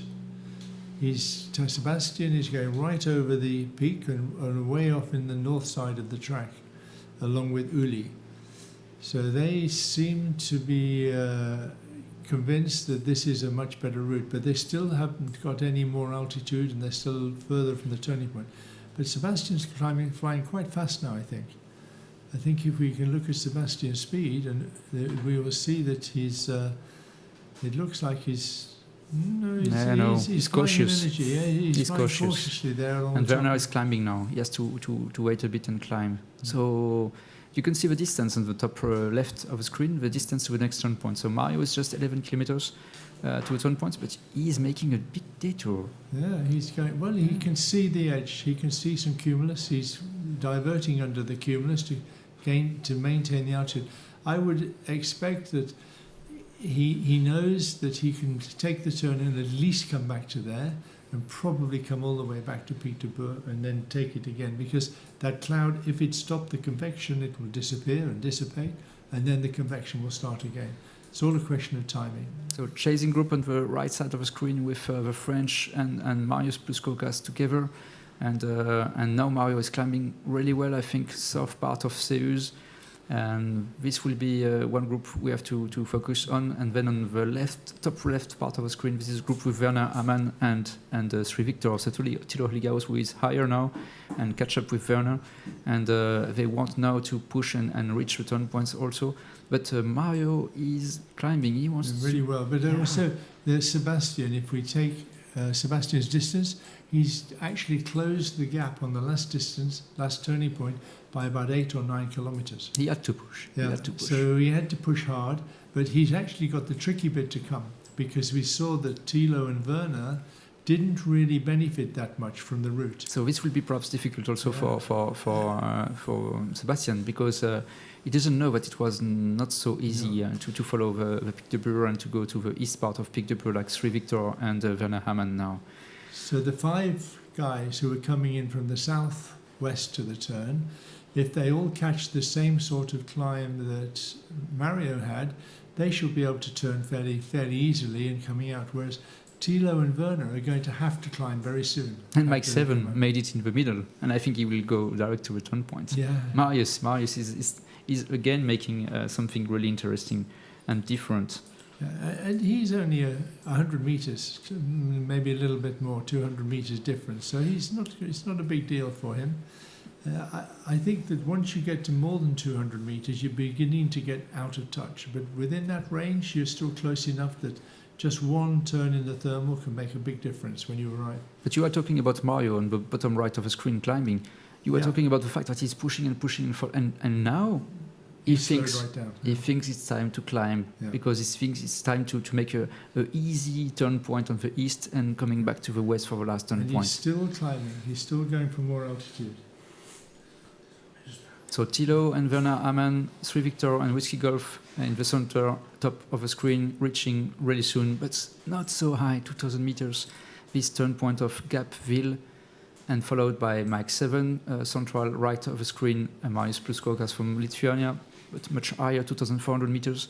And the right side of the screen, you have a pack which is investing a bit of time to climb really, really high with India. So this is Mario Kiesling group from Germany, 2,800 meters. And then there is a chasing group following the same path as Werner Hamann and Thilo Ligaus from the Pic de Bourg on the bottom left of the screen, with Sebastian Kawa, the number 1 for the ranking of the world pilots. So this is interesting. This is really interesting. And Peter Panik's done a good job, and René, they're staying there. They're staying with Sebastian. They're a little bit lower. But it doesn't look like the climb is quite as good. But you know that only the 9 first pilots get a point, and we have already too much pilots in this screen. Yeah, that's right. Well, let's not get ahead of ourselves here, Ben. You know, there's a long way to go yet. Mind you, the next part of the flight is really the last part of the soaring flight. It's the route, finding the right route back to the last turning point, and of course they have the benefit of having just flown it. And where we can see Louis at the moment, and we can see Thomas climbing, the guys who are turning will know that. Thilo and Werner don't know that. They came in from a northern route. Yep. They may well think, it didn't work coming in, but maybe it'll work coming out. But I think we will see the guys coming from so high. They should do, yeah. But you can be pretty sure that India and Mike 7 will come back Well, they're high enough maybe to go direct, but India, I would think, now knows it, and Louis knows it, and Lima Bravo, Maximilian, he knows it. So let's see if they decide, we'll come back the same way. So looks beautiful shape. Your cuvette. My camembert. Yeah. My cuvette. Okay, yeah. I think it's Cuchon or something like that. Or tête de clap. Must be tête de clap. Eric Napoleon knows really well. But so 3 Victor. Mr. Thilo Legaus reaching the turn point, 2,000 meters. And then we have Werner Amann, 1,800 meters from Austria with Ace 33 and Mike 7. Wow, Marius Pruskokas. Yeah, again. Thilo's first round. Golly, he'll be happy. He was dead when he passed over Saint-Amand. Perhaps he doesn't know he's the first. Well, he won't care. He'll just be happy to be round and on the way. He'll be looking at all the other guys thinking, well, who cares? It's just got to get on with it. And it's no time to think about who is first and who is second. You have to keep pushing. No. They need yet to be high at or just before the next turn. And Werner is not in the best position, 1,700. You have to think about 400 meters below Mach 7, who is reaching now the turn point. Marius Pruskokas, tremendous job. And then Super Mario Kisling, India, 2,500 meters, really high to go to a turn point. So it will be really close together when they go to the next turn point. And we don't see anybody coming in yet from the north. So all this group that took the southern or more southeastern route into the turning point are going to be round first, and they're going to be round and away. And we can see Sebastian is still climbing. And Sebastian, along with Uli, are way back. Oh, and Fox Delta, she's climbed up really well, Melanie. Yeah, but she's far away. She's far away. But she's doing okay. She's continuing the flight, she's looking good. Okay, so Mario reaching the turn point. Whiskey really Golf high. has really lost his advantage on this, and that's a classic example of why racing in sailplanes is so exciting, because you make one small decision to take a route and it doesn't work, and the other guy takes a slightly different route and it makes a big difference. And it's not like Formula One. It's not a question of just having the right tyres and flying with your foot on the accelerator. You have to think. It's a real intellectual sport where you're flying all the time on the weather and the conditions and looking for. You think they don't think in the Formula One cockpit? There's not a lot of evidence of that sometimes.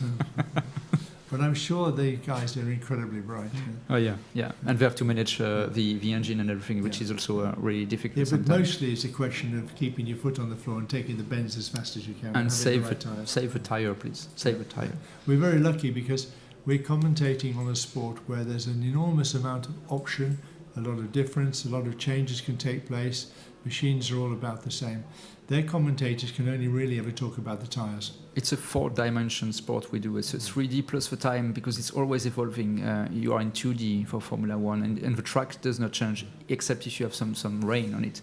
But yes, we are making a great sport. And it's quite interesting because if you look at the situation now, a pilot like Werner, he was with India for a long time with Mario. He got ahead. He would be pretty sure he got ahead, and now he's fallen behind. But it won't be giving him a lot of trouble. He'll still be focused entirely on how he's going to find more energy, what he's going to do, and how he's going to manage the next leg. And he won't be worried about having lost his position. He'll be thinking very much about how he's going to move. Whereas some pilots would be very stressed now. They'd be very stressed about the fact they'd fall behind, and then they would make a stupid decision. They'd do something dumb because they would think, maybe I must do something different to get back. So managing the stress, managing the pressure that's put on you during the race is a really important part of being a top pilot. And some people manage it really well, and others, they don't seem to be able to manage it quite so well.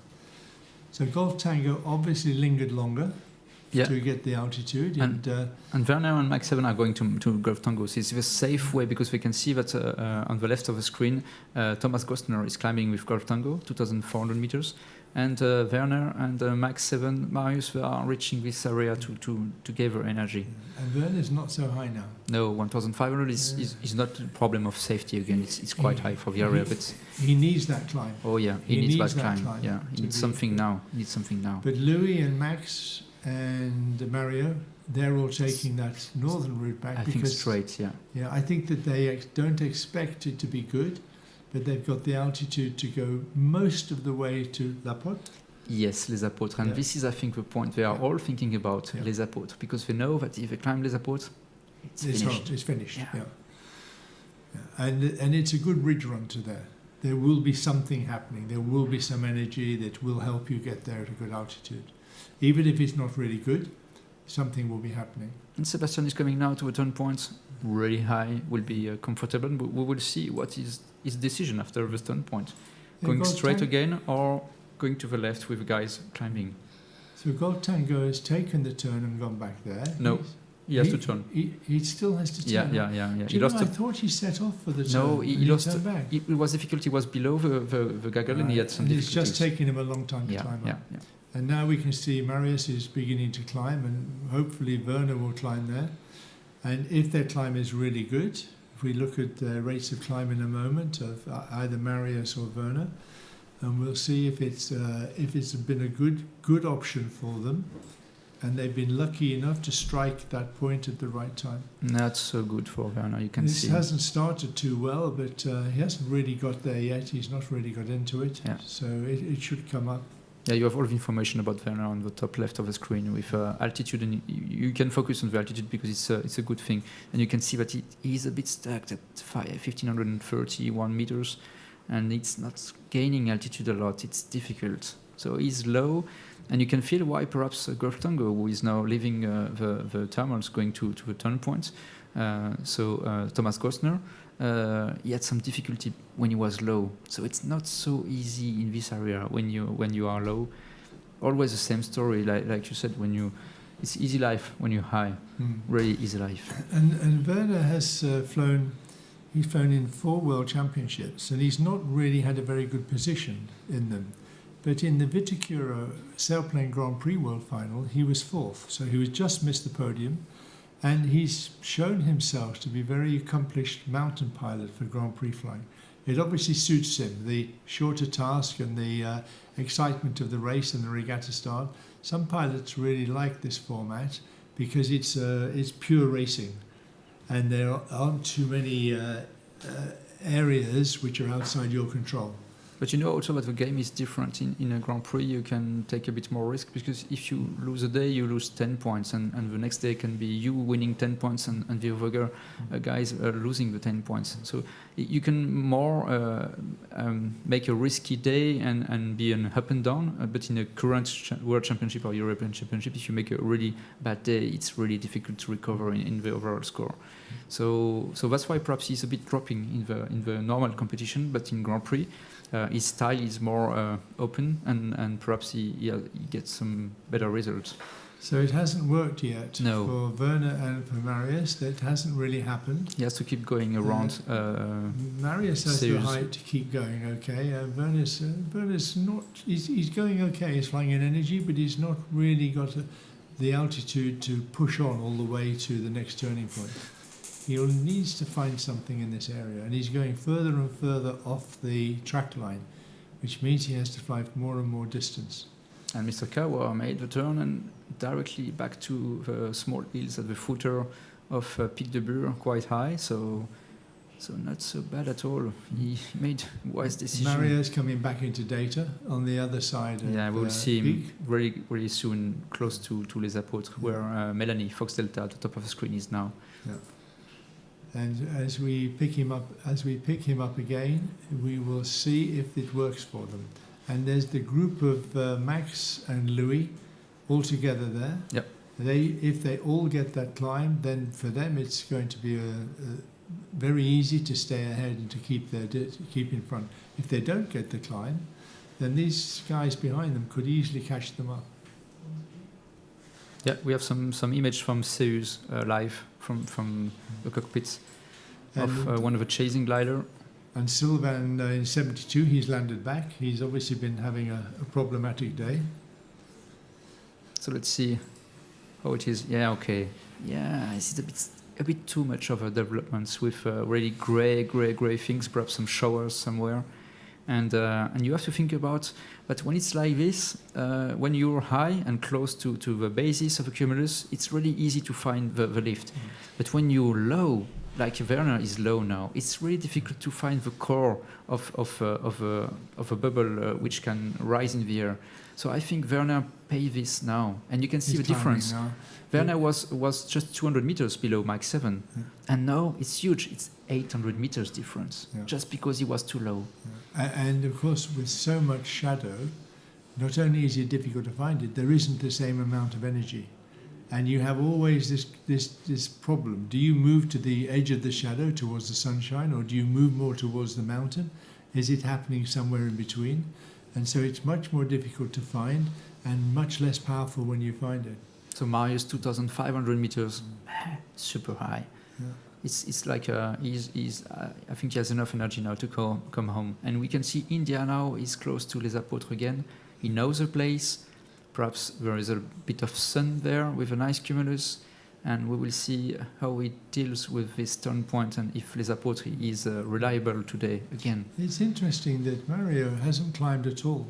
No, he was following all the hills, but he wants to go to a spot. He wants to go to a spot. He does, and he's done all the length of Pic de Beur, all of the north side of the valley, and he's not gained any altitude. So it could be that Marius is in a good position here.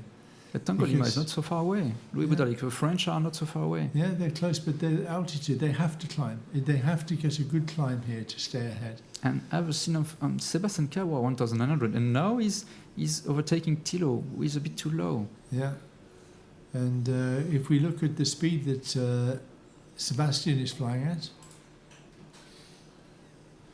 he's flying not so fast, cautiously. Thilo looks like he's trying to climb a little. He wants to be at the same altitude as India, Mario, 1,600 on Les Apôtres, because he knows that it's a good altitude to follow the top of a ridge and then to climb the easy way on the thermal. I would say that Sebastian has a good chance of catching Louis here. Yeah, and I would say that Marius is in a really good spot now. Yeah. Marius, bottom left of the screen, you can see 2,800 meters. Yeah, he needs his oxygen soon. And yesterday, you know, the story, you can explain the story of Marius yesterday. Yeah, and on his final glide, he was with Sebastian and he was with Gilles, and he did this long final glide, but he still chose his own route to come home, and he was doing really, really well until the last 15 kilometers, and he just got on the wrong side of the valley for a short time and flew through some poor and some sinking air, and that caused him to just fall below the glide angle. And I'm pretty sure that the experience from yesterday will help him today. It'll help him not make the same mistake. It's a bit of a scratch on the brain. Yeah, there is something broken, like, okay, I need more because I want not to make the same mistake today. So India now is coming in at 1,700. He's climbing along the ridge. If he finds 2 to 3 meters here, he's going to be home first. And Tangolima is not far behind him. So Louis Boudalic, Tangolima, the French are there, and Maximilien Seyss, and Christophe Abadi, Tulima. Yeah. And we don't know, maybe Gilles is with them. Maybe Gilles is out there with them, we don't know. But it means I'm pretty sure that the next one we see come into view here will be Sebastian. And India is climbing super good. India is climbing super good. Yeah. We can go with him and have a view on the follower coming to him, so we will see the difference. So let's go with India and have a view on the chasing group coming to him. Yes, perfect. We are on Les Apôtres climbing with Super Mario Kissling from Germany, and the chasing group is coming, Tangolima, Mr. Louis Boudalic, pulling hard and then pushing, because now he knows that in front of him he can see that Mario is climbing super good. So he's pushing, and Lima Bravo, Maximilian Seyss is coming too, followed by Tulima on the left part of the screen, Mr. Abadi. But they've still got to climb. Mike 7 is going to be behind them, isn't he? Because he's not going to get there in time. They're going to be at 2,600 when he gets there, and he'll be at 2,400. I think Mike 7 made a wise thing, but we will see. He's very wise, but I think it probably hasn't, although he was already behind India, so it will have caught him up a little bit on that time.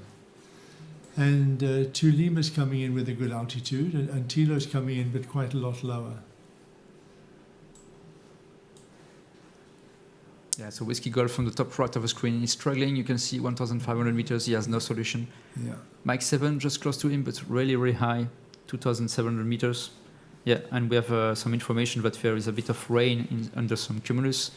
So that's why I think Mr. Kawa was a bit cautious also. Mm-hmm. So he took a decision to make it in a soft way, and he's really high, and he will gather to his group quite high. So India, Mario climbing 2,100. Just below him is Mr. Maximilian Seyss from France, 2,000 meters. And then we have Tongolima. We have a problem with altitude from Tongolima. I think he's much higher than the numbers.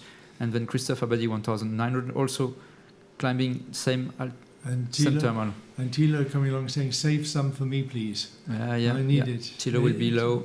Thilo will be around the top of the ridge height.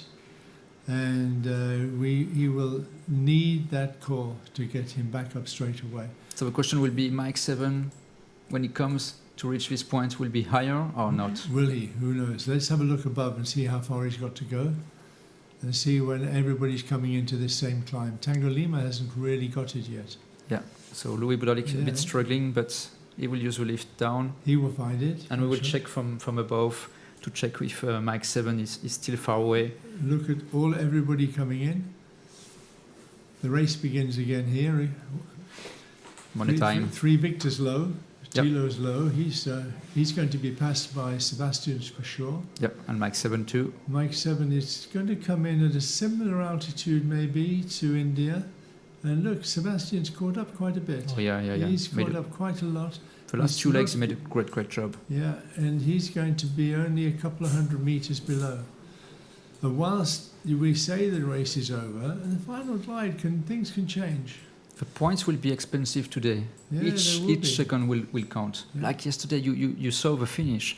It was all together for a big pack of pilots, and that's why we asked the pilots in the grid if it was difficult to get the points, and they said yes, because we were all together in a few seconds. So if we look down on this climb and we watch them coming in, we can get a comparison now with distance and altitude. They know that they don't need another climb. This should get them home, and it's a question. They'll be really, really focused on getting the maximum climb. And India is at the top with 100 meters. Louis just below him and Max just below him. And these guys are so experienced here, they won't be making any mistake. Louis missed it. Louis missed that call. It was difficult for Mario also when he came to a turn point to the west in D. He lost a bit of time compared to Werner, because when you're low, you have to be just above the slope, and then it's easy to catch a thermal. But below, it's difficult, and Thilo will struggle also. Yeah. Thilo's having a struggle to find the good lift to climb up, and we can see that Louis is trying everything. He's turning one way, turning the other. Mario's not taking any chances. He's 2,600. And Sebastian is not going to be so high when he comes in. And we show you on the top left of the screen the data for the total energy for the final glide. And you can see that Mario is already above the final glide, but I think he wants to keep the thermal because it's a bit more effective to keep it for now and go faster forward. Yeah. So he's 100 meters above Lima Bravo, Maximilian Seyss from France, and I think he will go now. Yeah, he's going now to the turn points. To Lima is just below Maximilian Seyss to Lima, Christophe Abadi from France. And they are all going now because it's time to go and push and push and push. And they've seen Sebastian coming in underneath them, and they wanted to wait to make sure he saw them. Max 7 now is reaching also this group is below, so he lost a bit of time, but there was a lot of gap compared to Max 7 and India. So he didn't really lose because he was quite a way behind when they turned. He made a good job. So he's actually done a good job because he was with Thilo and he didn't take that route. So but the best move is from Sebastian for now because he was way back to the back. And Louis is climbing really well now, so he's soon going to be up there. Okay, turn points. Here comes Uli. From India, Mario pushing now for the final glide towards the south, followed by Maximilian Seyss from France. Yeah.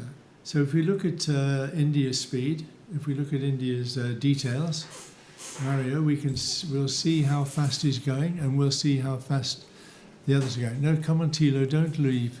Find your climb. He needs to climb as high as he can here, or to the same altitude. Okay, the speed is 243. The ground speed is 243 from Mario, so he's pushing super hard. Yeah, and I think he thinks took he's got enough altitude. Yeah. So it's like a rush. Max isn't hanging about. Okay, Max second, third will be Christophe Abadie at the turn point. And they're really going now. When Mike Seven's 2,700, yeah, will go Marius now. will have to go. Yeah. He must be very close to. But again, he has this scratch from yesterday in the brain, so it's difficult. Also, it's a place scoring. Yeah, he can't catch. He knows that the guys below. He might catch Louis. It's Max to Lima. No, it's Christophe Abadie. So he might catch him, but he knows that if he takes the extra, he will get that place, and nobody will pass him. So why leave early marginal when you know that you can secure your position and secure your points? 6 points today for him if he keeps this position. So it looks like the coming home, Max doesn't really have a surplus of energy. Max is flying a what's Max flying? A GS3. Max flying a JS3, and Mario is an Aventus 3. And to Lima,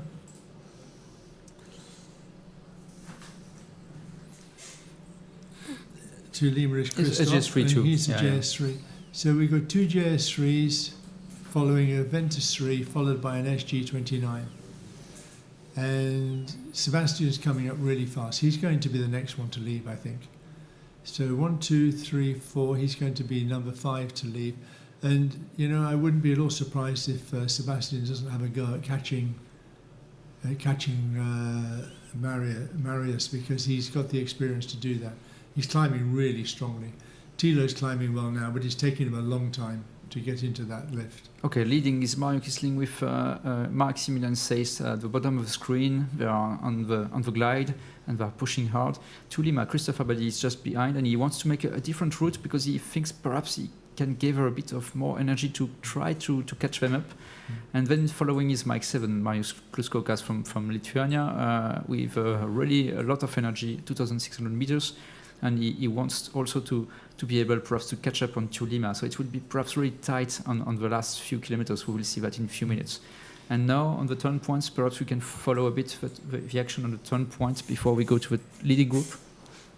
I think Mr. Kawa is, Sebastian is turning. And he's high, and he's going to be going fast. He's doing 200 kilometers now. And he's got a new glider, AS33.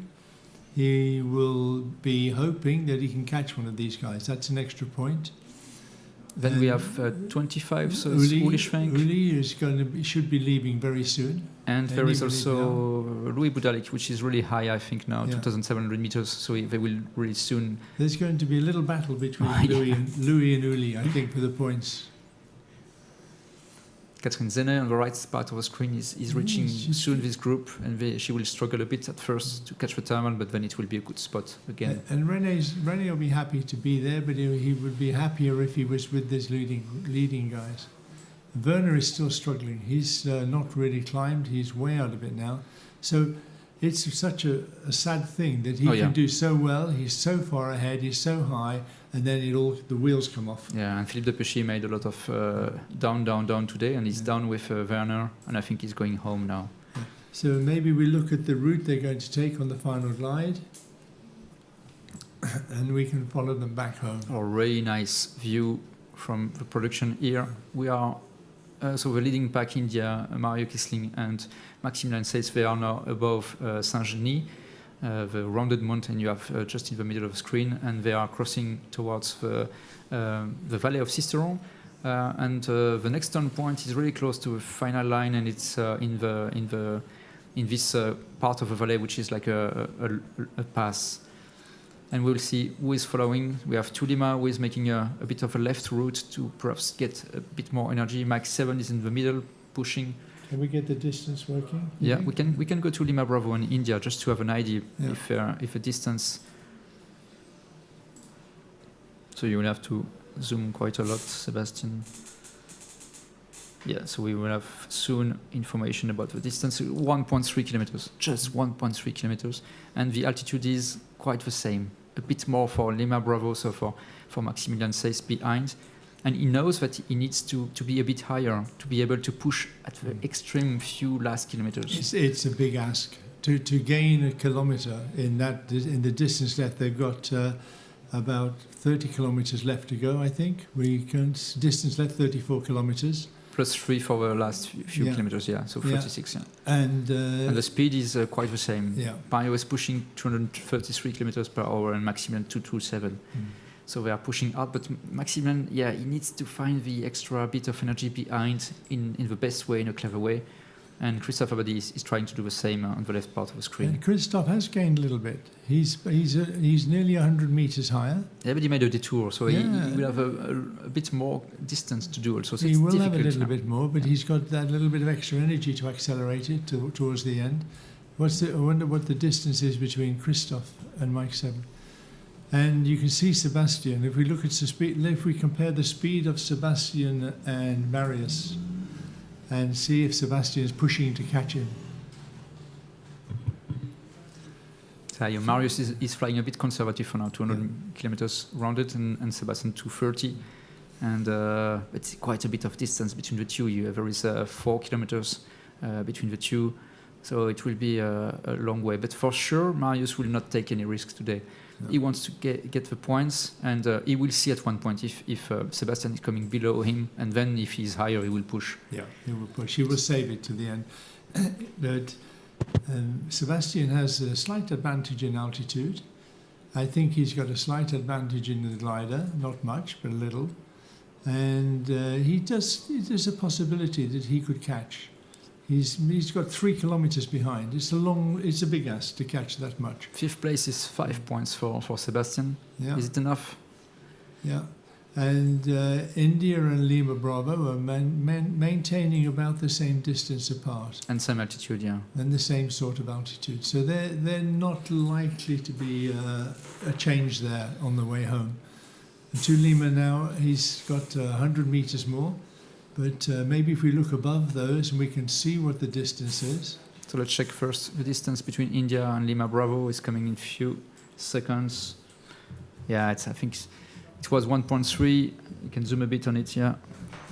It's coming in 1.56. Yeah, so it's difficult for now for Maximilian Seys to follow the pace of India. Yeah. But you have seen yesterday, if you are too low in this pass of Sisteron, just on the middle of the screen, it can be a real struggle, and you can fail a lot. But at this sort of speed, they've got plenty of energy. They can slow down a little bit if they need to. They've got a margin when they're flying at this sort of speed. And Christophe Abadi Lima is behind and way higher, and he knows that if there is a small problem just in front of him, then he can win. He can see it. And how far behind is Christophe from Lima Bravo? If we get a distance between Lima and Lima Bravo, we can see if he's able to pass in this last part of the flight. So first we have the data coming.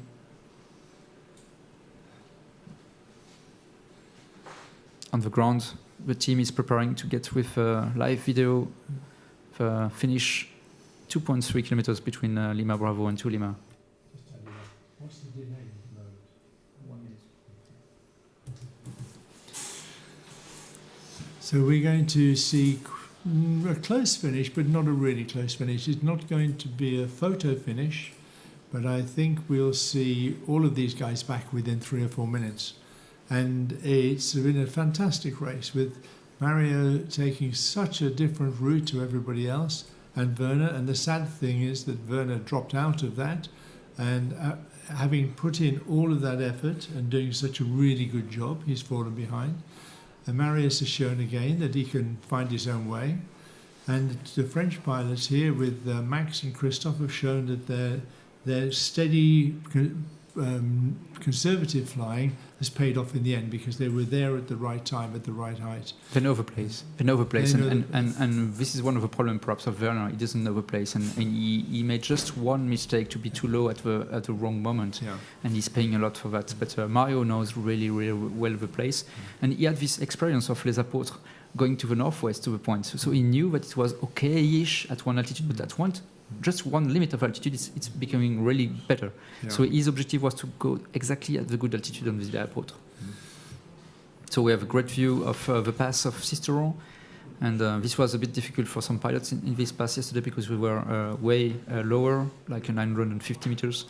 And in this pass, you have a problem with a lot of wind We call that Venturi effect, and this was difficult for the lower gliders to have enough energy to come back home. So, but for today, I think it will be a no problem for Mr. Mario Kissling and Maximilian Seys, which we tried to catch up, but I think it will be difficult for him.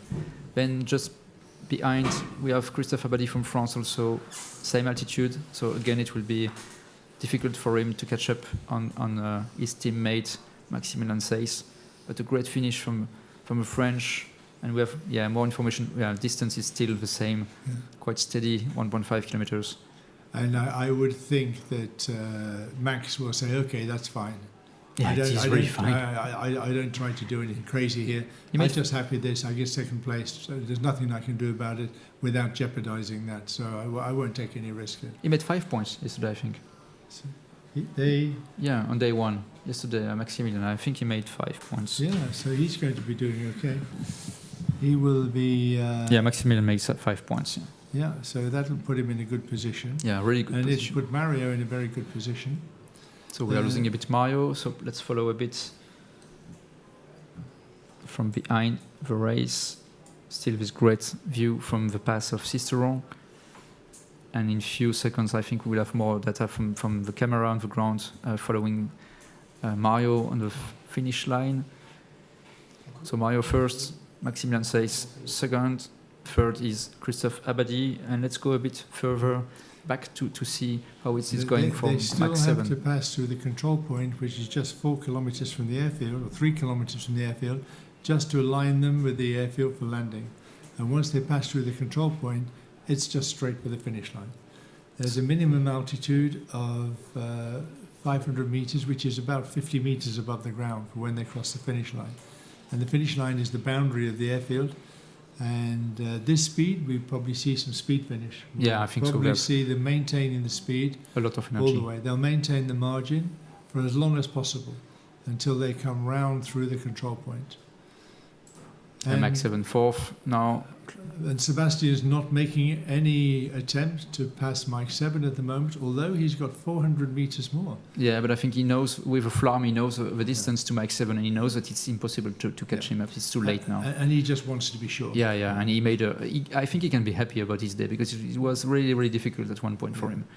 And we will have very soon now, some images. Because Mario is really close to the control point. And yeah, that's it.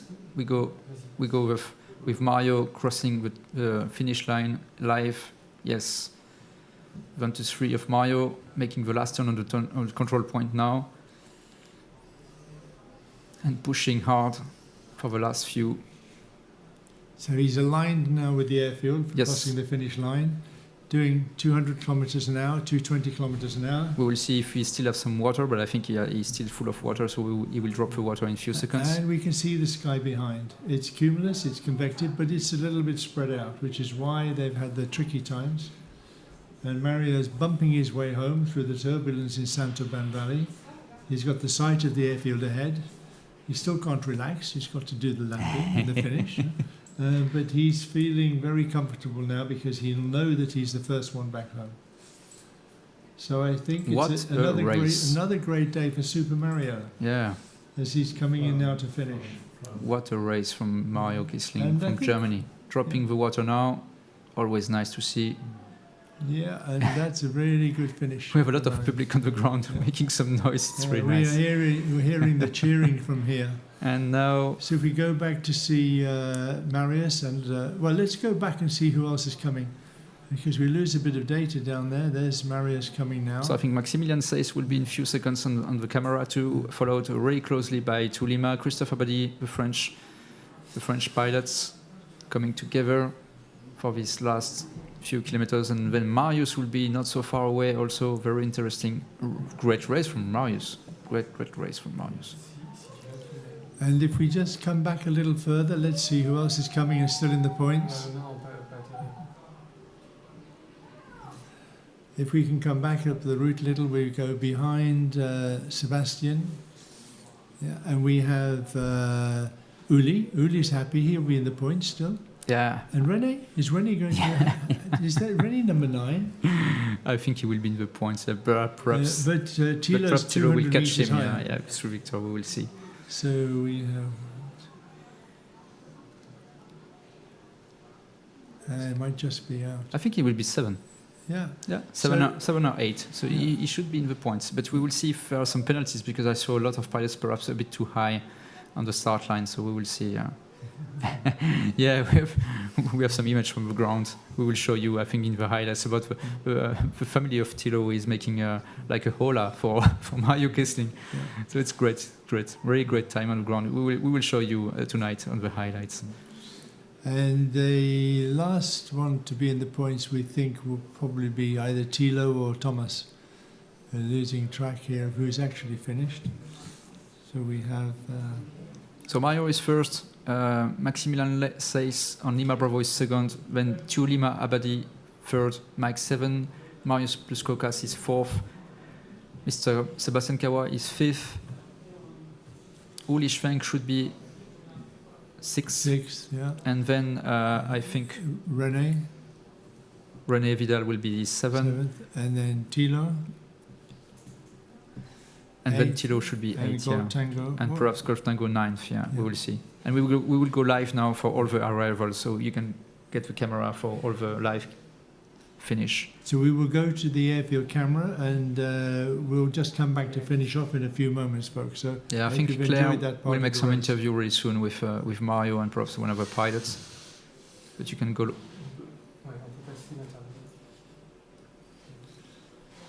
We go with Claire now, with Mario in a few seconds. That's right. Claire's got Mario before he's even got out of the glider, and he's drinking his water. So as soon as Mario's ready, we can bring Mario to you. So, Mario, congratulations. Again, a great race. Thank you very much. Could you decided to go east around the mountain. How was it to work with Werner? So we decided at the first turn point to go to the ridge. It was not working that great, I have to say, but you could flow low altitude and all the time keep the speed.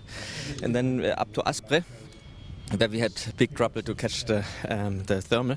I felt that, and I had it already a bit in mind, that there was a bit of northerly wind inside in that valley coming from Pic de Bure, and so it was kind of lee and thermals, and took us some 3 or 4 minutes until we got it, and then 5 meters up, and then I was in the race again. Yes, and then I used this very same thermal. Maybe it was kind of rotor also 3 times today. So one time when I was low, then going to turn point, going back up, and then going to the other turn point, in Gap, and then final glide. Always the same thermal.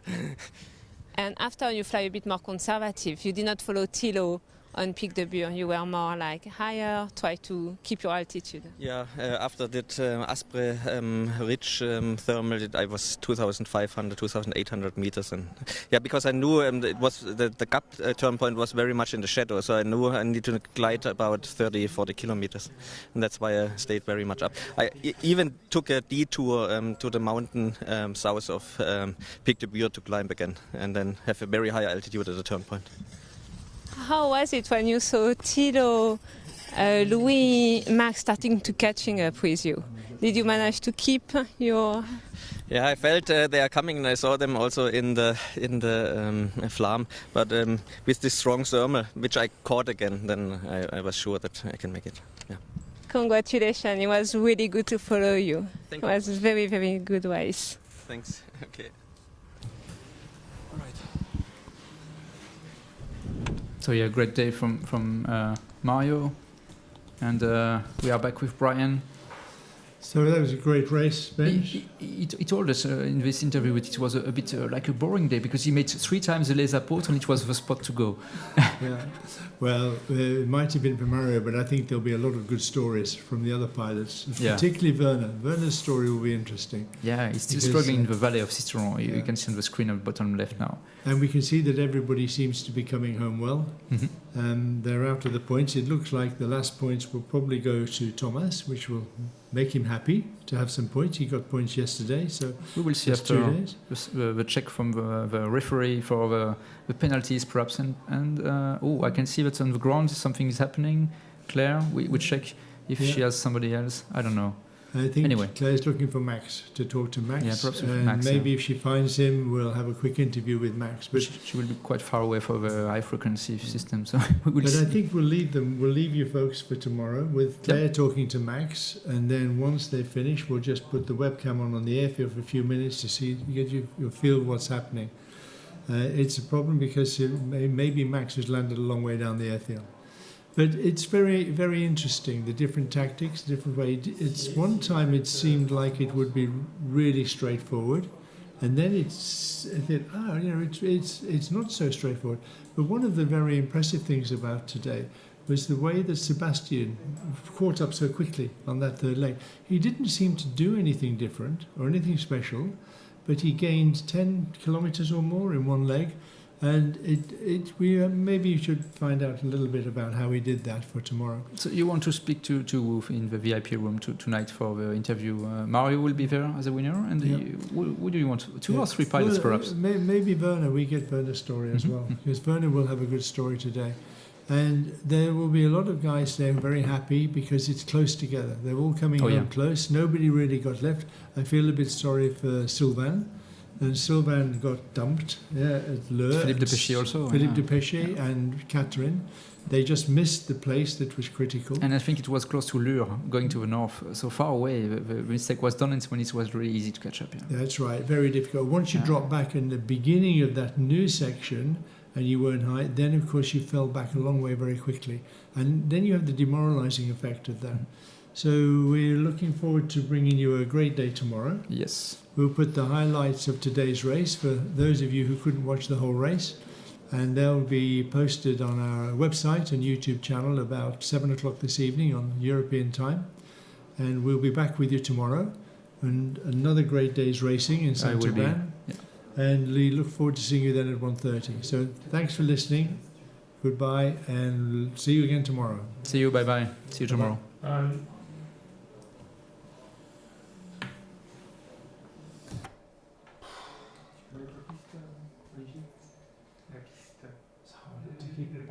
You're doing a really great job. You seem to be able to keep a pace with the weather much better than I do.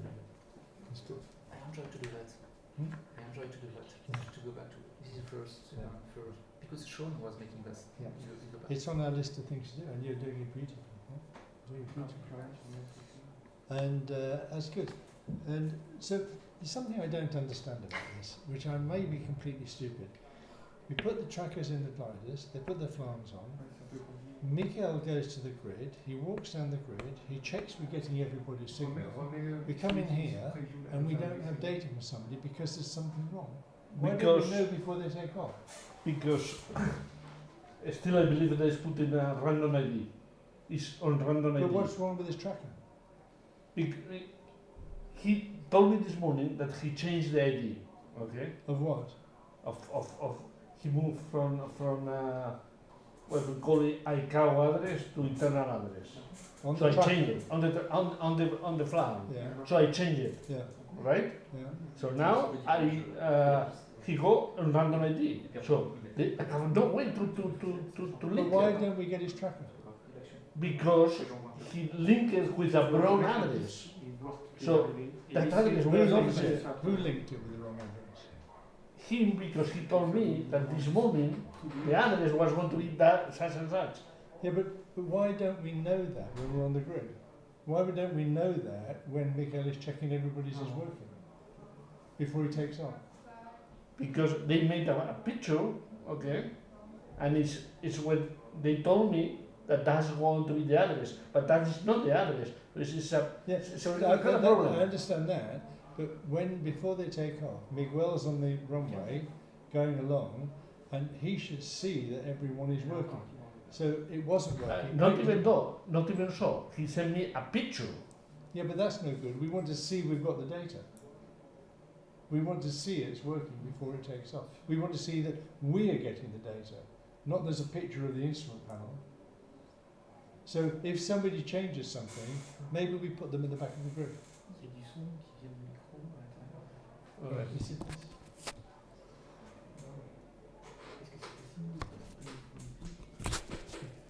And maybe if we change something, we put the person to the back of the grid, and you're certain here that we're getting the information.